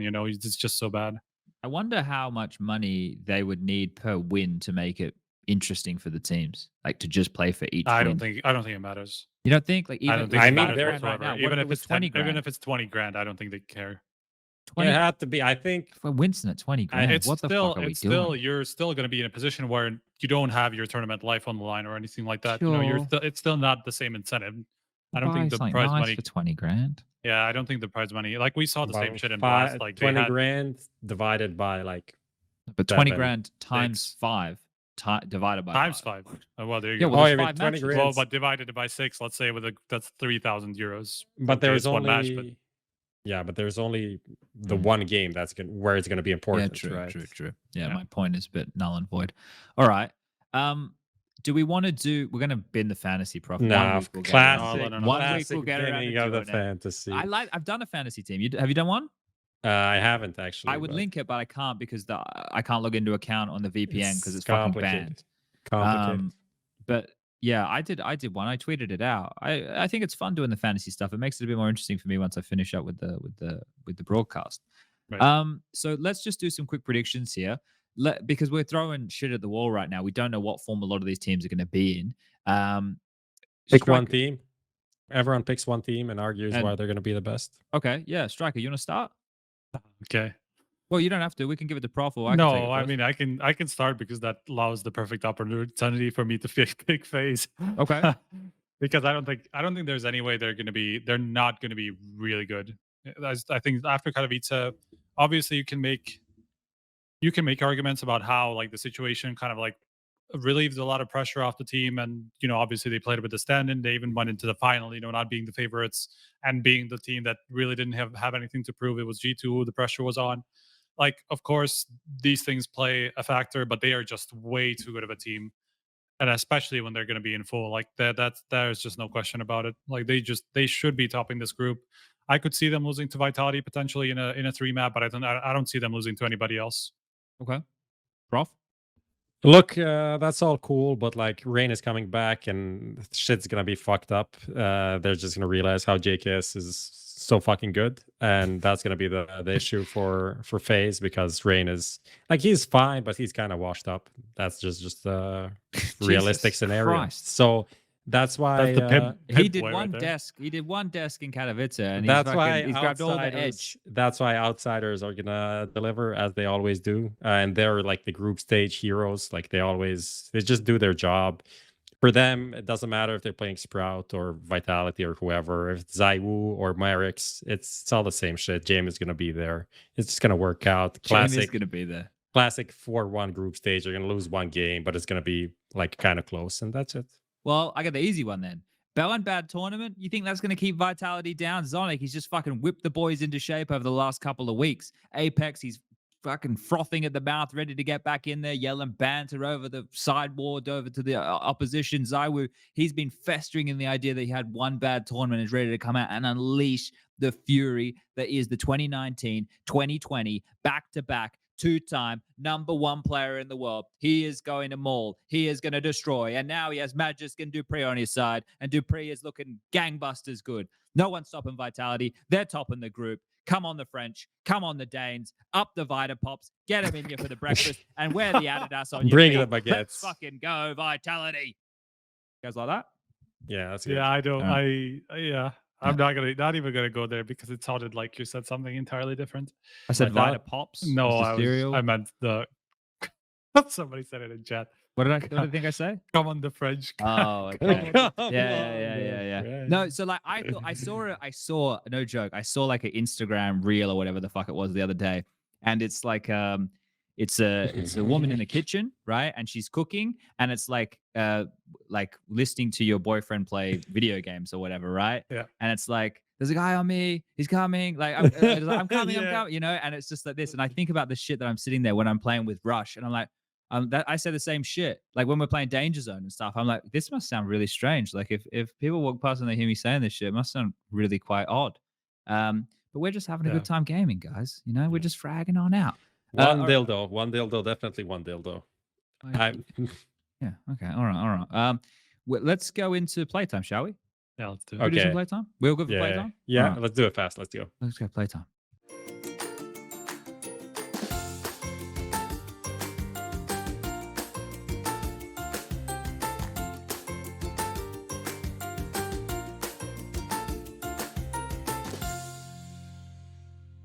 All right, we're back and we're waiting to play some. Let's go straight into the Paramatch Matchmaker, brought to you by Paramatch, one of the lovely sponsors of the show. Do we have one?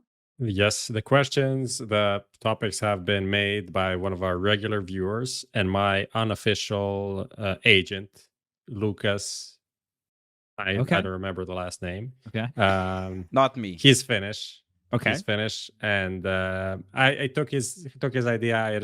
I added a couple, and that's it. Do we have the link for this? Oh, it's already there somewhere. Viewer. Where is it? It's all from like 30 minutes ago when Lucas thought that we were going into the Paramatch Matchmaker. Sorry, I guess. Lucas. I know it's late, mate. Oh, okay. What is this?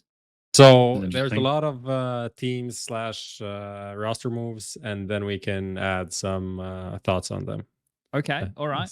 So for our audio-only listeners who are playing at home, on the left-hand column, we have Cloud9 after Boston. We have minus Alexi B plus Sunny, fnatic GODSENT Shuffle, Astralis after Berlin, Hunden Billboard Return, and Contact after Contact and North. And then the descriptive terms are actually good, a misunderstood joke, disaster, what were they thinking, calamity, absolute blunder. All right, I like the absolute blunder one here. All right, Prof, you want to kick us off with Cloud9 after Boston? Cloud9 after Boston. That has to be a misunderstood joke. Like, I don't think anything else really qualifies for this. When you think about some of the teams, which you probably can't remember, there is TENZ on a Cloud9 team. There is Flusha. There is Kiyoshima. There was fucking Vice, not Sick. Or was it Sick? Who knows? Maybe both. All of these players, what was happening in these days? Mixwell, Sub Rosa. What is going on? And then coming out, going back in with Henry G. That was definitely that was some enjoyment. Oh, wait, you've done all the way up until recent history. Okay. So I think it was a long con, and no one got the joke. And they're going to buy Gambit, and then it all goes the way it should. Yeah, then it resets. Okay. Yeah. All right. I like it. Lucas, do you want to do one? I'll do one of the later ones. Okay. I'll leave it for you then. He's going to get North. We can do North for Lucas. Striker, minus Alexi B plus Sunny. What's Actually the good, worst? A misunderstood joke, disaster. What were they thinking? Calamity, absolute blunder. I'd say calamity. I was gonna say what's worse between disaster and calamity. I'm gonna say calamity is worse, and I'm gonna pick that. All right. Well, I don't think it needs any explanation, to be honest. All right, fair enough. fnatic GODSENT Shuffle. I'll take this one. What were they thinking? Probably they weren't. So that's about that one covered off. Well, the reunion talks. Yeah. Never works, man. Everyone loves a reunion just as much as we love a sequel. Astralis after Berlin, Prof. Oh, let me. Oh, there's not a perfect answer for this. I would say it would be. Oh, go for it. Go for it. What Lucas. were they thinking? Okay. Well, in which part? Oh, because the 6-man thing, or yeah, the 8-man roster. You got to justify it, Lucas. Oh God. Yeah, I don't have you to really justify put me 'cause I'm on the host. the spot here. I mean, Berlin Major was like September 2019, right? Bang on, Yeah. mate. Absolutely bang on. Like you got into the whole 6-man roster, and you know the Astralis players just started dropping with like stress and had to take breaks, and you know it from my point of view an obvious mismanagement at some point. So it's not the players, what were they thinking, but the management, what were they thinking, you know. Okay. Fair enough. You know, we can get behind that. Behind that. Can I do this 101 for everybody at Yeah, home? let's go. All right, here we go. You ready? Actually good, a misunderstood joke, a disaster. What were they thinking? A calamity, and well, of course, an absolute blunder. Probably one of the best and worst things consecutively for anybody to have ever done. But that's why I think it fits every single category quite nicely here. There we go. Yeah. Lovely. It's great. I think it fits everything.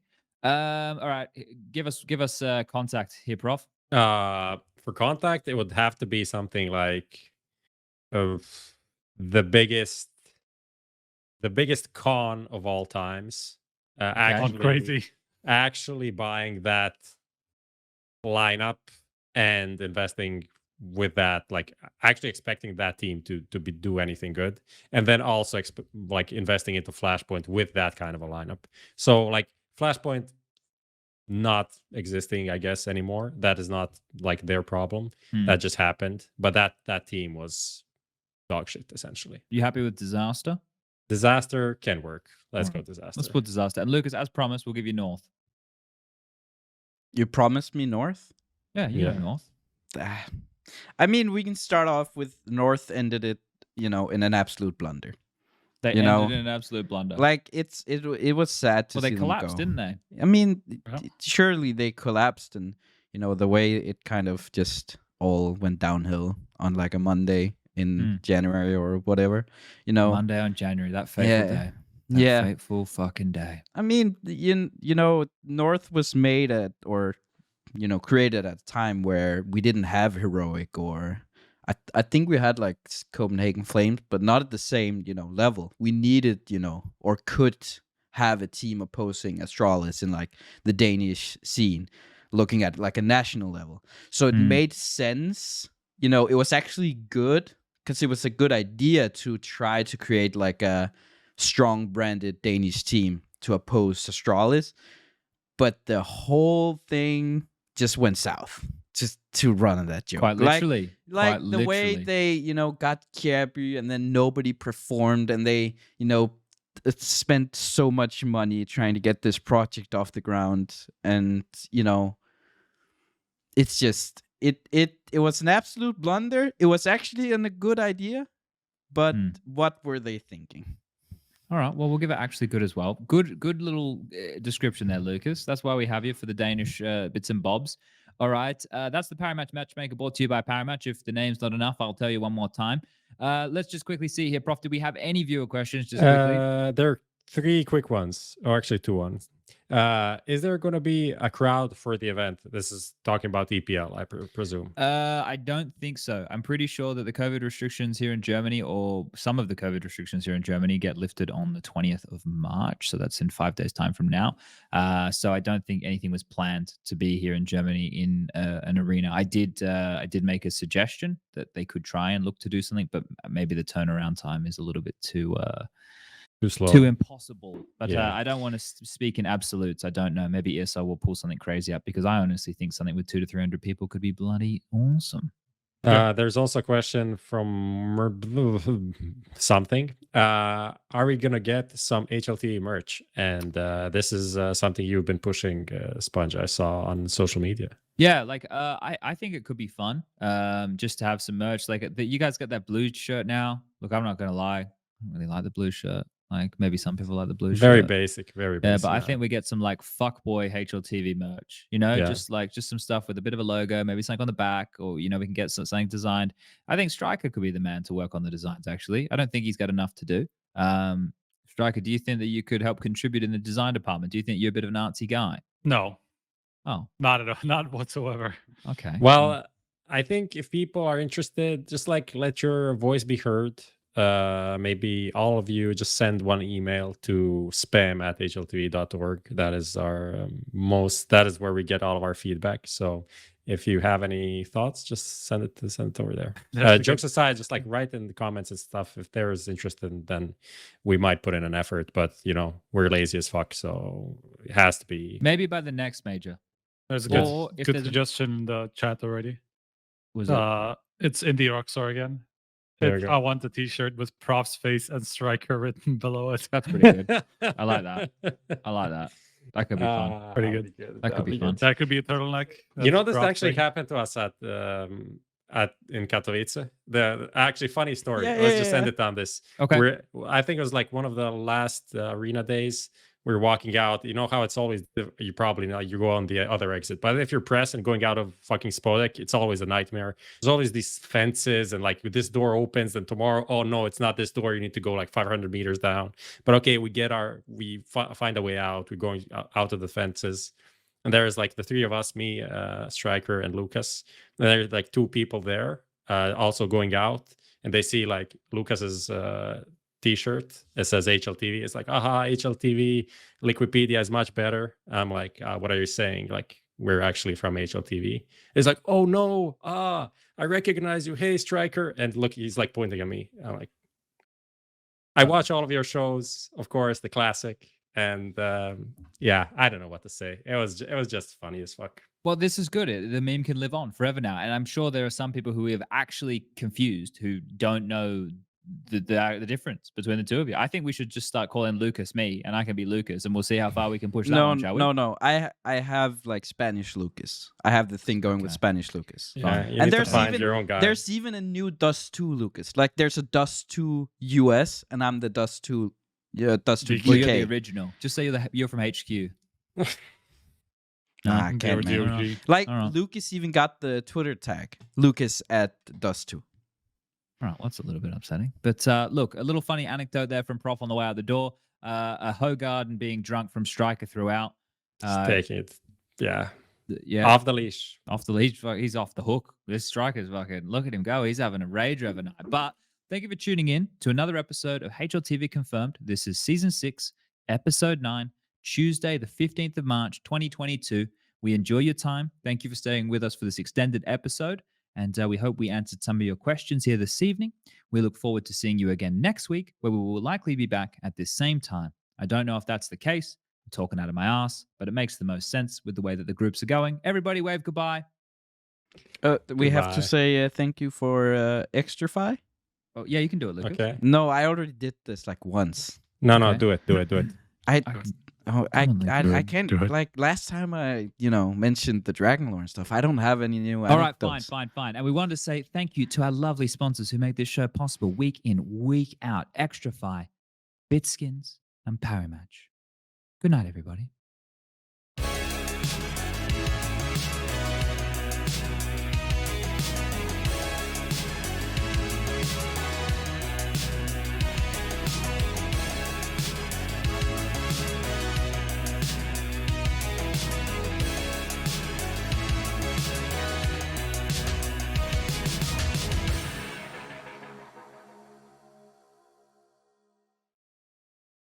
Add some fun to your space with Xtrfy, designed in Sweden with focus on quality products built on experience. You're looking at Project 4, their 4th generation of products with super cool colorways to stand out, with matching sets to satisfy with a solid B4 bungee, lightweight ergonomic M4 mouse, the K4 keyboard is fantastic, all of which are performance focused, and finish it off with colorful GP4 mouse mats that are bold in design and smooth on the surface. The retro theme in particular has got the feels. Complete your setup with Xtrfy. No regrets, guaranteed.